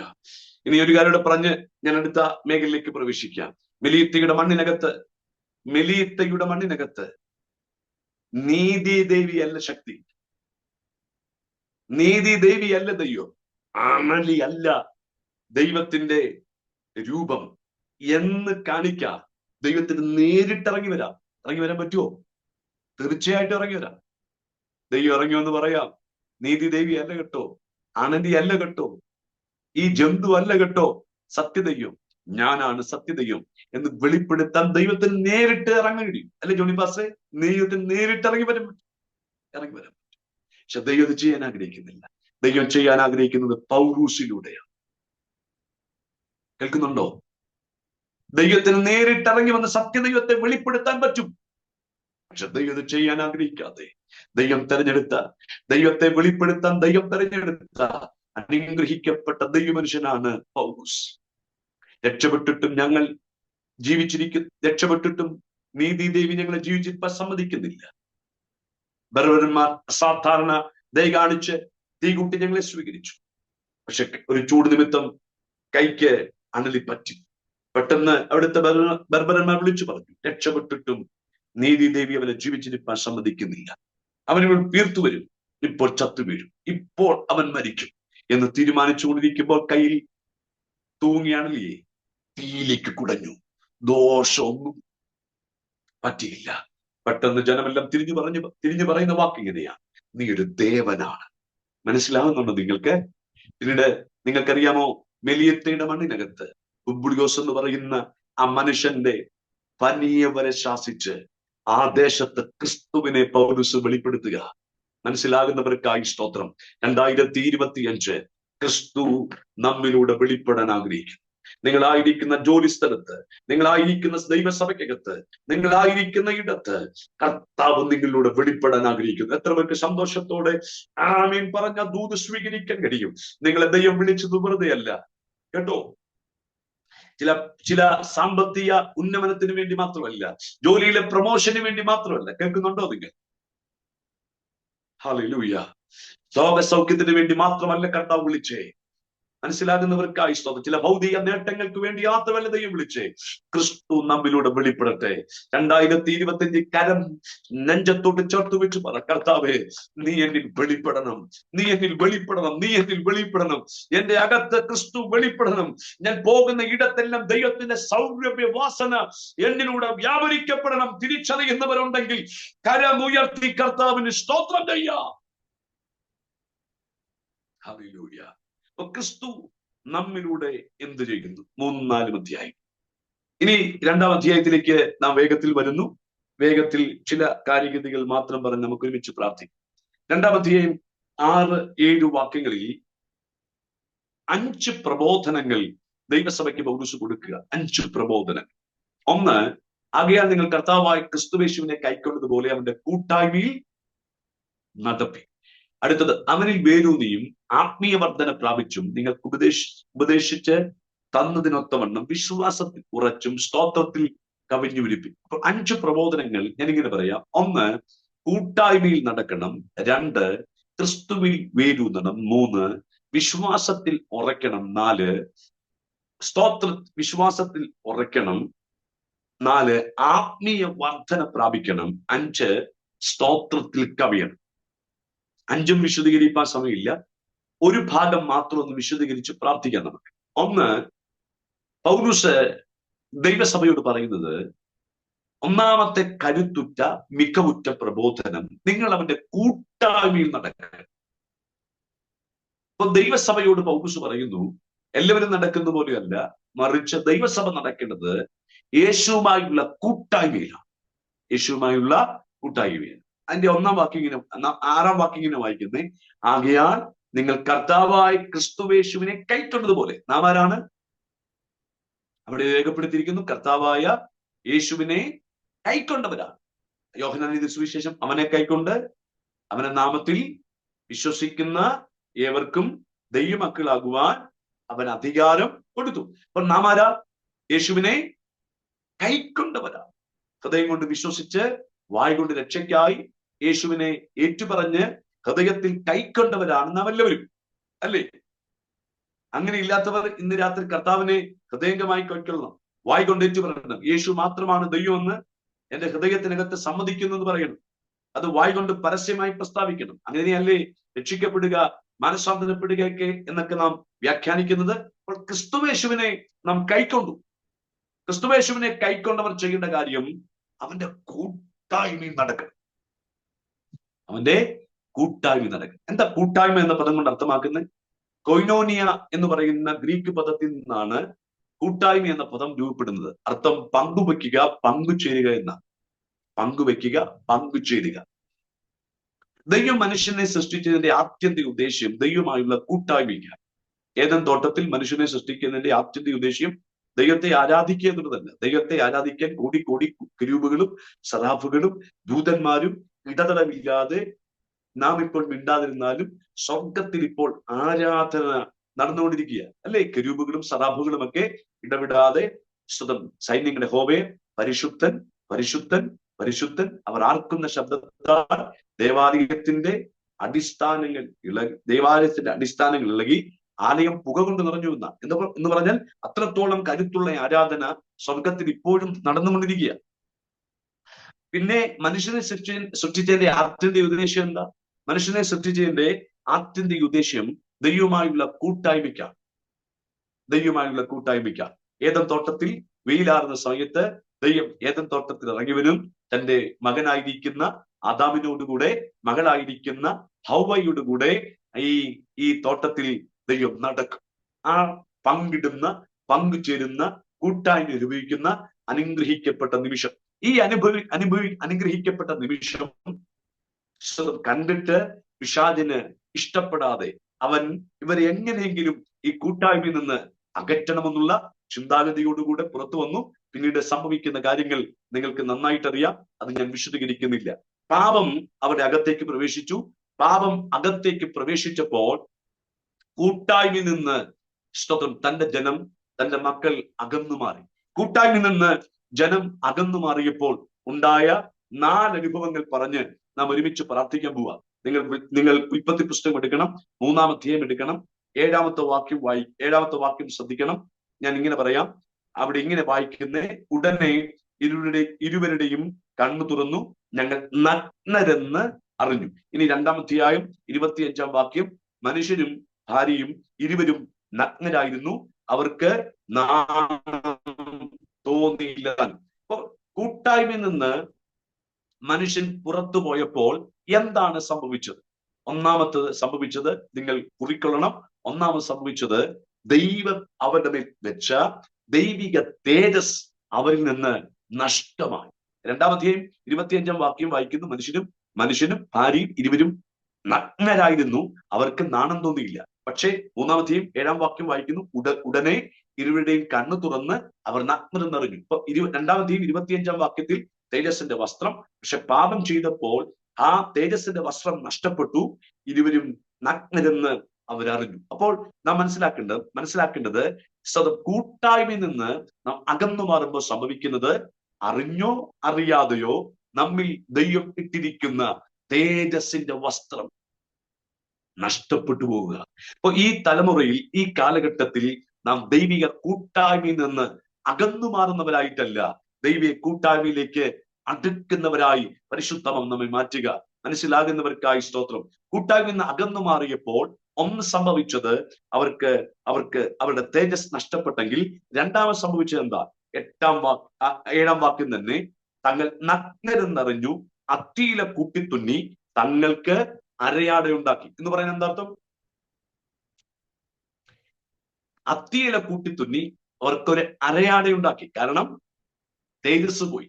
തേജസ് പോയപ്പോൾ ഇപ്പോൾ അവർ തെരഞ്ഞെടുത്ത മാർഗം ശ്രദ്ധിക്കണം. അത്തിയില കൂട്ടിത്തുന്നി അവർക്ക് അരയാട ഉണ്ടാക്കി എന്ന് പറഞ്ഞാൽ അർത്ഥം എന്താണെന്നറിയോ? ഇന്നലെ വരെ ആഹാരത്തിന് ദൈവം, ഇന്നലെ വരെ വെള്ളത്തിന് ദൈവം, എന്താവശ്യമുണ്ടോ അതിൽ മുഴുവൻ ആരിൽ ആശ്രയിച്ചിരുന്നു? ദൈവത്തിൽ ആശ്രയിച്ചിരുന്നു. പക്ഷേ ഇപ്പൊ പാപം അവരുടെ അകത്തേക്ക് പ്രവേശിച്ചപ്പോൾ, കൂട്ടായ്മയിൽ നിന്ന് അവർ വെളിയിൽ പോയപ്പോ സംഭവിച്ച രണ്ടാമത്തെ പരാജയം എന്താ? ഇപ്പോൾ ദൈവാശ്രയം നഷ്ടപ്പെട്ടു, സ്വയാശ്രയം വന്നു. കേൾക്കുന്നുണ്ടോ? ഇപ്പൊ ദൈവാശ്രയം പോയി. ഇന്നലെ വരെ എല്ലാത്തിനും ദൈവമായിരുന്നു ആശ്രയം. പക്ഷേ കൂട്ടായ്മ നിന്ന് വെളിയിൽ പോയപ്പോ, പാപം വരെ കൂട്ടായ്മ നിന്ന് അകറ്റിക്കളഞ്ഞപ്പോ, ഇപ്പോൾ അവർ സ്വയാശ്രയം തിരഞ്ഞെടുക്കുക. സ്വന്തമായ ആശ്രയം, പാരമ്പര്യത്തിൽ, പണത്തിൽ, പദവിയിൽ ഒക്കെ ആശ്രയിക്കുക. ഞാൻ ചോദിക്കട്ടെ, അത്തിയിലെ കൂട്ടിത്തുന്നി അരയാടയുണ്ടാക്കി എത്ര സമയം നിൽക്കും? നല്ലൊരു ചൂടടിച്ച, നന്നായിട്ട് സൂര്യൻ ഒന്ന് ഉദിച്ചു വന്നാൽ പിന്നെ അരയാട കാണുമോ? ഇല്ല, അത് കരിഞ്ഞുവാടിപ്പോകും. ഒന്നുകൂടെ ഞാൻ വ്യക്തമാക്കി പറയാം. കൂട്ടായ്മ വെളിയിൽ പോകുമ്പോൾ സംഭവിക്കുന്ന രണ്ടാമത്തെ കാര്യം, ദൈവാശ്രയം നഷ്ടപ്പെടുകയാണ്. മനസ്സിലാകുന്നവർക്കായി സ്തോത്രം. യിരെമ്യാ 17:7 യഹോവയിൽ ആശ്രയിക്കുകയും യഹോവ തന്നെ ആശ്രയമായിരിക്കെ ചെയ്യുന്ന മനുഷ്യൻ ഭാഗ്യവാനാണ്. 2025 സ്വയാശ്രയങ്ങളൊക്കെ വിടിയ, നമ്മുടെ പദവിയിൽ, പണത്തിൽ, പാരമ്പര്യത്തിൽ ഒക്കെ നിങ്ങൾ ആശ്രയിക്കുന്നെങ്കിൽ ഞാൻ പറയാം, നിങ്ങൾ കൂട്ടായ്മയിൽ വെളിയില്ല. പക്ഷെ ഏത് വിഷയത്തിനകത്തും ഏത് പ്രതിസന്ധിക്കകത്തും ദൈവത്തെയാണോ നിങ്ങൾ ആശ്രയിക്കുന്നത്? നിങ്ങൾ കൂട്ടായ്മയ്ക്കകത്താണ്. മനസ്സിലാകുന്നവർക്കായി ഞാൻ ദൈവത്തിന് സ്തോത്രം ചെയ്യുന്നു. മൂന്നാമത്തെ കാര്യം ഞാൻ വേഗത്തിൽ പറഞ്ഞ് അവസാനിപ്പിക്കുക. 3-4 കാര്യം എനിക്ക് പറയണം. മൂന്നാമത്തെ കാര്യം, വെയിലാറിയപ്പോൾ യഹോവയായ ദൈവം തോട്ടത്തിൽ നടക്കുന്ന ഒച്ച അവർ കേട്ടു. മനുഷ്യനും ഭാര്യയും യഹോവയായ ദൈവം തങ്ങളെ കാണലിപ്പാൻ തോട്ടത്തിലെ വൃക്ഷങ്ങളുടെ ഇടയിൽ ഒളിച്ചു. യഹോവയായ ദൈവം മനുഷ്യനെ വിളിച്ചു, നീ എവിടെ എന്ന് ചോദിച്ചു. എന്ന് പറഞ്ഞ അർത്ഥം എന്താ? ഇന്നലെ വരെ ദൈവം ഇറങ്ങുന്ന സ്ഥലത്ത് മനുഷ്യൻ ഉണ്ടായിരുന്നു. ഇപ്പൊ ദൈവം ഇറങ്ങി വന്ന് മനുഷ്യനെ അന്വേഷിക്കുകയാണ്. അങ്ങനെ ഒരു ഗതികേട് വന്നു. കൂട്ടായ്മയിൽ നിന്ന് വെളിയിൽ പോയപ്പോൾ ദൈവത്തെ അന്വേഷിക്കുന്ന മനോഭാവം മാറി. അപ്പൊ ദൈവം മനുഷ്യനെ അന്വേഷിക്കുന്ന ഒരു നിലവാരത്തിലേക്ക് വന്നു. ഇനി നിങ്ങൾ ശ്രദ്ധിക്കണം പ്രിയപ്പെട്ടവരെ, വേദപുസ്തകം നിങ്ങൾ കുറിക്കൊള്ളണം. തോട്ടത്തിലിറങ്ങി വന്ന് ദൈവം ചോദിക്കുന്നു, മനുഷ്യ നീ എവിടെ? അവൻ പറഞ്ഞു, ഞാൻ ഇവിടെയുണ്ട്. എവിടെ? തോട്ടത്തിലുണ്ട്. എവിടെയുണ്ട്? തോട്ടത്തിലുണ്ട്. പക്ഷേ അടുത്ത വാക്യം എല്ലാവരും കുറിക്കൊള്ളണം. തോട്ടത്തിലുണ്ട്, പക്ഷെ ആക്കി വെച്ചിടത്തില്ല. മനസ്സിലാകുന്നവരുണ്ടെങ്കിൽ ഒരു ആമീൻ പറ. നാം എല്ലാവരും സഭയിലുണ്ടെന്നല്ല കർത്താവ് ചോദിച്ചു. സഭയിലുണ്ടോ എന്നല്ല ചോദ്യം. സഭയുടെ രജിസ്റ്ററിൽ ഉണ്ടോ എന്നല്ല ചോദ്യം. എല്ലാ സൂം മീറ്റിംഗിലും ഉണ്ടോ എന്നല്ല ചോദ്യം. കേൾക്കുന്നുണ്ടോ? ആക്കി വെച്ചിടത്തുണ്ടോ? കൂട്ടായ്മ എന്ന് വെളിയിൽ പോയപ്പോ സംഭവിച്ചതെന്നറിയോ? ആക്കി വെച്ചിടത്തുനിന്ന് വെളിയിൽ പോയി. ആക്കി വെച്ചൊരു ഇടമുണ്ടായിരുന്നു. പ്രാർത്ഥനയ്ക്ക്, ആരാധനയ്ക്ക്, ശുശ്രൂഷയ്ക്ക് ആക്കി വെച്ചൊരു ഇടമുണ്ടായിരുന്നു. പക്ഷെ കൂട്ടായ്മ ഔട്ടായപ്പോ ആക്കി വെച്ച ഇടം മറന്നു. ഇപ്പോൾ തോന്നി ഇടത്തിരിക്കുക. ഞാൻ ഒന്നുകൂടെ വ്യക്തമാക്കി പറയാം. സഭാ രജിസ്റ്ററിൽ പേരുണ്ടായിട്ടോ എല്ലാ സൂം മീറ്റിംഗിൽ സംബന്ധിക്കായിട്ടോ നമുക്ക് ദൈവത്തിൽ നിന്നൊരു കൂട്ടായ്മ നാം മുമ്പിൽ പോകുന്നെന്ന് വിചാരിക്കരുത്. ദൈവമായുള്ള കൂട്ടായ്മ ഏറ്റവും ആഴത്തിലാണെങ്കിൽ ആക്കി വെച്ച ഇടത്ത് നിങ്ങൾ കാണും. ഞാൻ പറയുന്നത് മനസ്സിലാവുന്നുണ്ടോ? ഒന്നുകൂടെ ഞാൻ വ്യക്തമാക്കി പറയാം. ഏലി പുരോഹിത മക്കളാണ് ഒഫ്നിയും ഫിനെഹാസും. അടുത്ത പുരോഹിത ശുശ്രൂഷ കിട്ടേണ്ട മക്കളാണ്. അടുത്ത ശുശ്രൂഷയ്ക്ക് വേണ്ടി പുറത്തിറങ്ങേണ്ട മക്കളാണ്. പക്ഷെ ആക്കി വെച്ച ഇടത്ത് അവർ അവിശ്വസ്തത കാണിച്ച് പാപം ചെയ്ത് മഹാമ്ലേച്ഛതയിലേക്ക് കൂപ്പുകുത്തിയപ്പോ ആക്കി വെച്ച സ്ഥലത്ത് വിശ്വസ്തതയോടെ നിന്ന് പ്രാർത്ഥിക്കുന്ന ഹന്നയുടെ മകനെ അടുത്ത ശുശ്രൂഷയ്ക്ക് വേണ്ടി ദൈവം പുറത്തേക്ക് നയിക്കുക. മനസ്സിലാകുന്നവരുണ്ടെങ്കിൽ ചേർന്ന് ആമേൻ പറ. ആക്കി വെച്ച ഇടത്ത് ചിലർ അവിശ്വസ്തരായി മാറുമ്പോൾ, ആക്കി വെച്ച ഇടത്ത് ചിലർ പാപം ചെയ്ത് മാറുമ്പോൾ, ആക്കി വെച്ച ഇടത്ത് വിശ്വസ്തതയോടെ തുടരാം. നമ്മെ തേടി ഒരു ശബ്ദം വരുന്നു, ശമൂവേലേ ശമൂവേലേ എന്ന് വിളിച്ചതുപോലെ 2025 ആക്കി വെച്ച ഇടത്ത് വിശ്വസ്തതയോടെ മുമ്പോട്ട് പോകുക. നിന്നെ ഈ ദിവസം കർത്താവ് വിളിക്കാൻ പോകുകയാണ്. മനസ്സിലാകുന്നവരുണ്ടെങ്കിൽ ചേർന്ന് ആമേൻ പറയാം. യേശുവിനധിക എല്ലാ കണ്ണും ഒന്ന് അടച്ച് കൂട്ടായ്മയിലേക്ക് നമുക്ക് അടുത്ത് വരാം.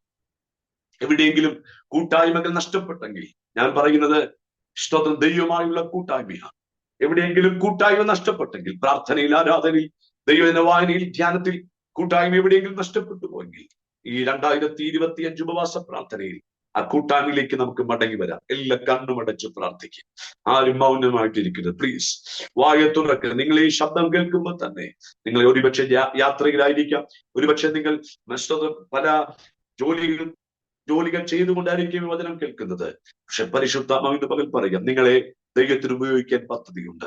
ആക്കി വെച്ച ഇടത്ത് അവിശ്വസ്തരായി ഒഫ്നിയും ഫിനെഹാസും ദൈവത്തിന് അകന്നു മാറിയപ്പോ പ്രാർത്ഥിക്കുന്ന ഒരു പാരമ്പര്യവും പറയാനില്ലാത്ത ഒരു ശൗമയിലെ അടുത്ത ന്യായാധിപനായി, അടുത്ത പുരോഹിത ശുശ്രൂഷ ചെയ്യുന്നവനായി, അടുത്ത പ്രവാചകനായി ദൈവ അഭിഷേകം ചെയ്തതുപോലെ ഇന്ന് രാത്രി ആക്കി വെച്ച ഇടത്തേക്ക് പരിശുദ്ധ ആക്കി വെച്ച ഇടത്ത് വിശ്വസ്തതയിൽ നിൽക്കുമ്പോ ആരും അറിയാത്ത, ആരും കേൾക്കാത്ത, ഏലി പുരോഹിതനെ കേൾക്കാൻ കഴിയാത്ത ഒരു ദൈവിക ശബ്ദം ശൗമേനെ അന്വേഷിച്ച് ആലയത്തിനകത്തേക്ക് വന്നതുപോലെ ഇന്ന് രാത്രി നിങ്ങളുടെ അടുക്കിലേക്ക് ആ ദൈവശബ്ദം അന്വേഷിച്ചു വരികയാ.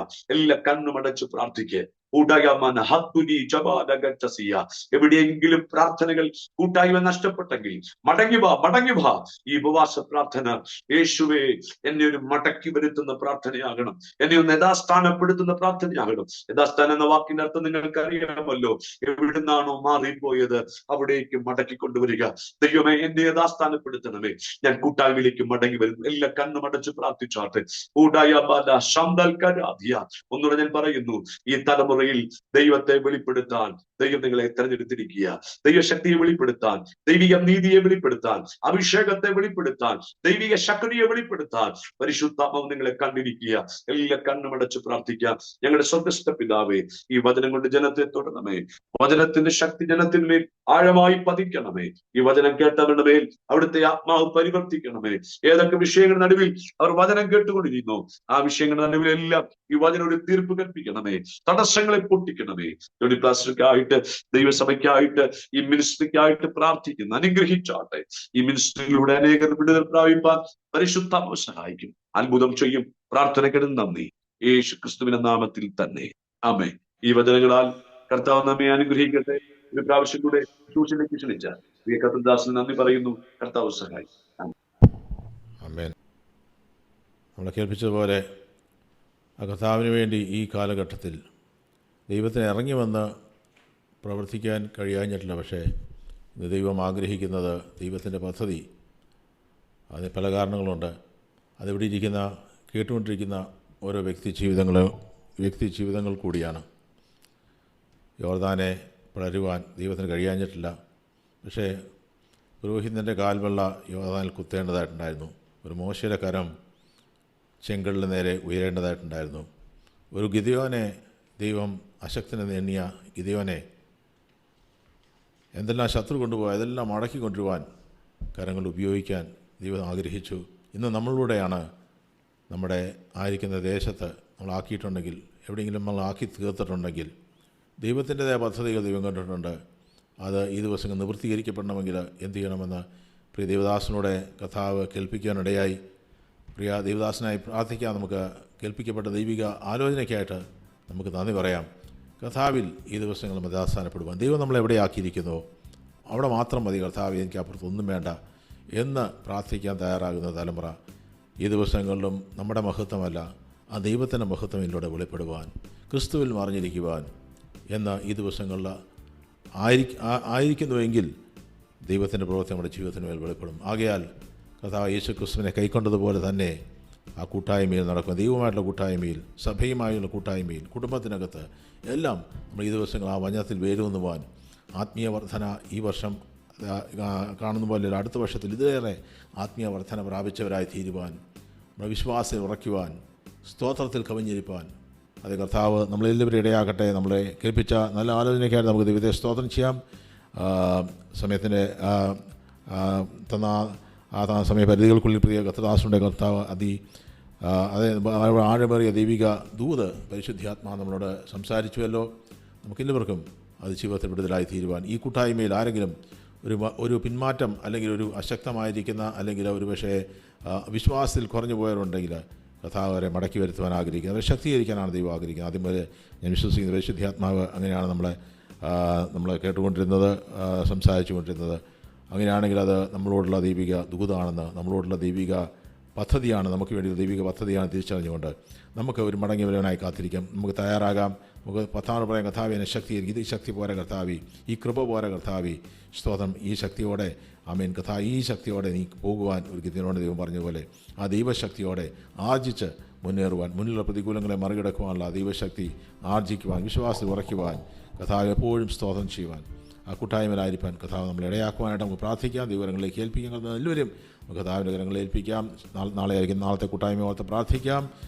പൂർണ്ണ അവർക്ക് വേണ്ടി പ്രത്യേകം പ്രാർത്ഥിക്കാം. നമ്മുടെ പ്രിയപ്പെട്ടവർക്കായി പ്രാർത്ഥിക്കാം. നമ്മളെല്ലാവരെയും കർത്താവ് ശക്തമായ ദൈവകരങ്ങൾക്കുള്ളിൽ കർത്താവിന് വേണ്ടി പ്രയോജനപ്പെടുന്നവരായി തീരുവാൻ നമുക്ക് ഇടയാക്കുവാനായിട്ട് പ്രാർത്ഥിക്കാം. പ്രിയ കർത്താവിനെ പ്രത്യേകമായിട്ട് ഓർത്ത് പ്രാർത്ഥിക്കാം. ശക്തിയോടെ, അതിശക്തിയോടെ കർത്താവ് അനേക ദേശങ്ങളിൽ പ്രിയ ദാസനെ കുടുംബമായിട്ട് കർത്താവ് ഉപയോഗിക്കുവാൻ, മാനിക്കുവാൻ നമുക്ക് പ്രാർത്ഥിക്കുക. ഏതെങ്കിലും ആവശ്യത്തിന് മുഖത്ത് അയക്കുന്നുവെങ്കിൽ എല്ലാത്തിനും മേലും ദൈവപ്രവൃത്തി വെളിപ്പെടുവാൻ പാട്ടുപാടി കർത്താവിനെ മഹത്വപ്പെടുത്തി നമുക്ക് മടങ്ങി പോകാം. യേശുവേ വന്നു വാഴണമേ, ഇനി ഞാനല്ല എന്നിൽ നീയല്ലോ. രാജാവേ വന്നു വാഴണമേ, ഇനി ഞാനല്ല എന്നിൽ നീയല്ലോ. യേശുവേ വന്നു വാഴണമേ, ഇനി ഞാനല്ല എന്നിൽ നീയല്ലോ. ഓ രാജാവേ വന്നു വാഴണമേ, ഇനി ഞാനല്ല എന്നിൽ നീയല്ലോ. എഴുന്നള്ളും യേശു രാജാവായി, കർത്താവായി ഭരണം ചെയ്തിടുവാൻ, ദൈവരാജ്യം നമ്മിൽ സ്ഥാപിതമാക്കാൻ, സാധാന്യ ശക്തിയെ തകർത്തിടുവാൻ. എഴുന്നള്ളും യേശു രാജാവായി, കർത്താവായി ഭരണം ചെയ്തിടുവാൻ, ദൈവരാജ്യം നമ്മിൽ സ്ഥാപിതമാക്കാൻ, സാധാന്യ ശക്തിയെ തകർത്തിടുവാൻ. യേശുവേ വന്നു വാഴണമേ, ഇനി ഞാനല്ല എന്നിൽ നീയല്ലോ. ഓ രാജാവേ വന്നു വാഴണമേ, ഇനി ഞാനല്ല എന്നിൽ നീയല്ലോ. രോഗങ്ങൾ വന്നു വാഴണമേ, ഇനി ഞാനല്ല എന്നിൽ നീയല്ലോ. രാജാവേ വന്നു വാഴണം, എന്റെ ഉള്ളിൽ യേശു വാഴണം, നീയല്ലോ. രോഗങ്ങൾ മാറും, ഭൂതങ്ങൾ ഒഴിയും, ബന്ധനം എല്ലാം തകർന്നിടുമേ. കുരുടരും ചെകിടരുമെല്ലാം സ്വതന്ത്രമാകുന്ന ദൈവരാജ്യം. രോഗങ്ങൾ മാറും, ഭൂതങ്ങൾ ഒഴിയും, ബന്ധനം എല്ലാം തകർന്നിടുമേ.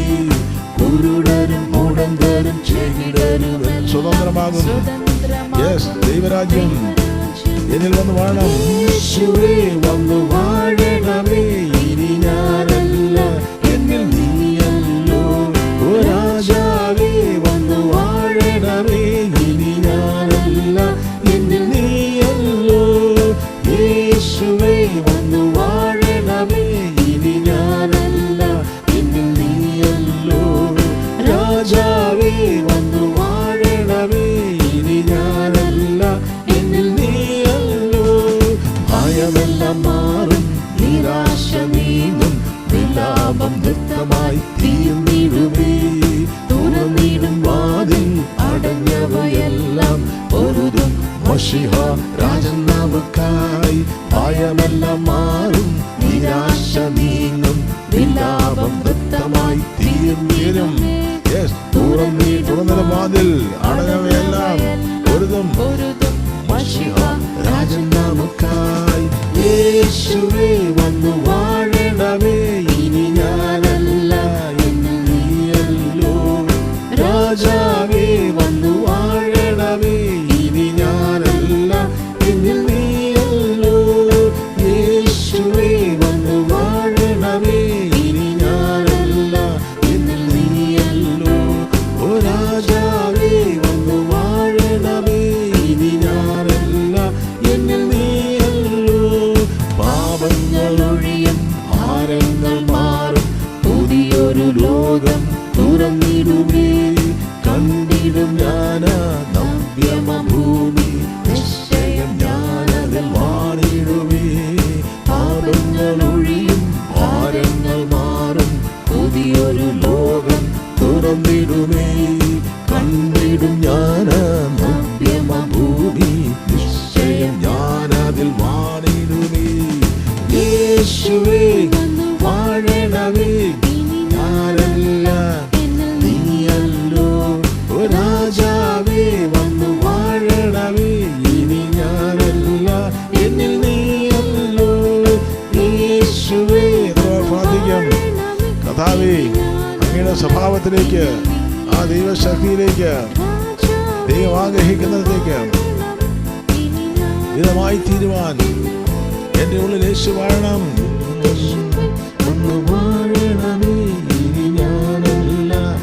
ഓർത്ത് ദൈവത്തെ സ്തോത്രം ചെയ്യാം. പിതാവും പുത്രനും പരിശുദ്ധാത്മാവായ ദൈവത്തിൻ്റെ സ്നേഹവും കൃപയും ആശ്വാസവും സഹവാസവും സാന്നിധ്യവും ശക്തിയും എല്ലാവരും കൂടെ കഥാൻ്റെ വരവിലേക്കും കൽപ്പിക്കപ്പെട്ട വചനത്തോടും ലോകം എമ്പാടുമുള്ള വിശുദ്ധന്മാരും കൂടിയിരിക്കുമാറാകട്ടെ. അറുക്കപ്പെട്ട കുഞ്ഞാടായ യേശു ക്രിസ്തുവിന് മാത്രം മഹത്വം.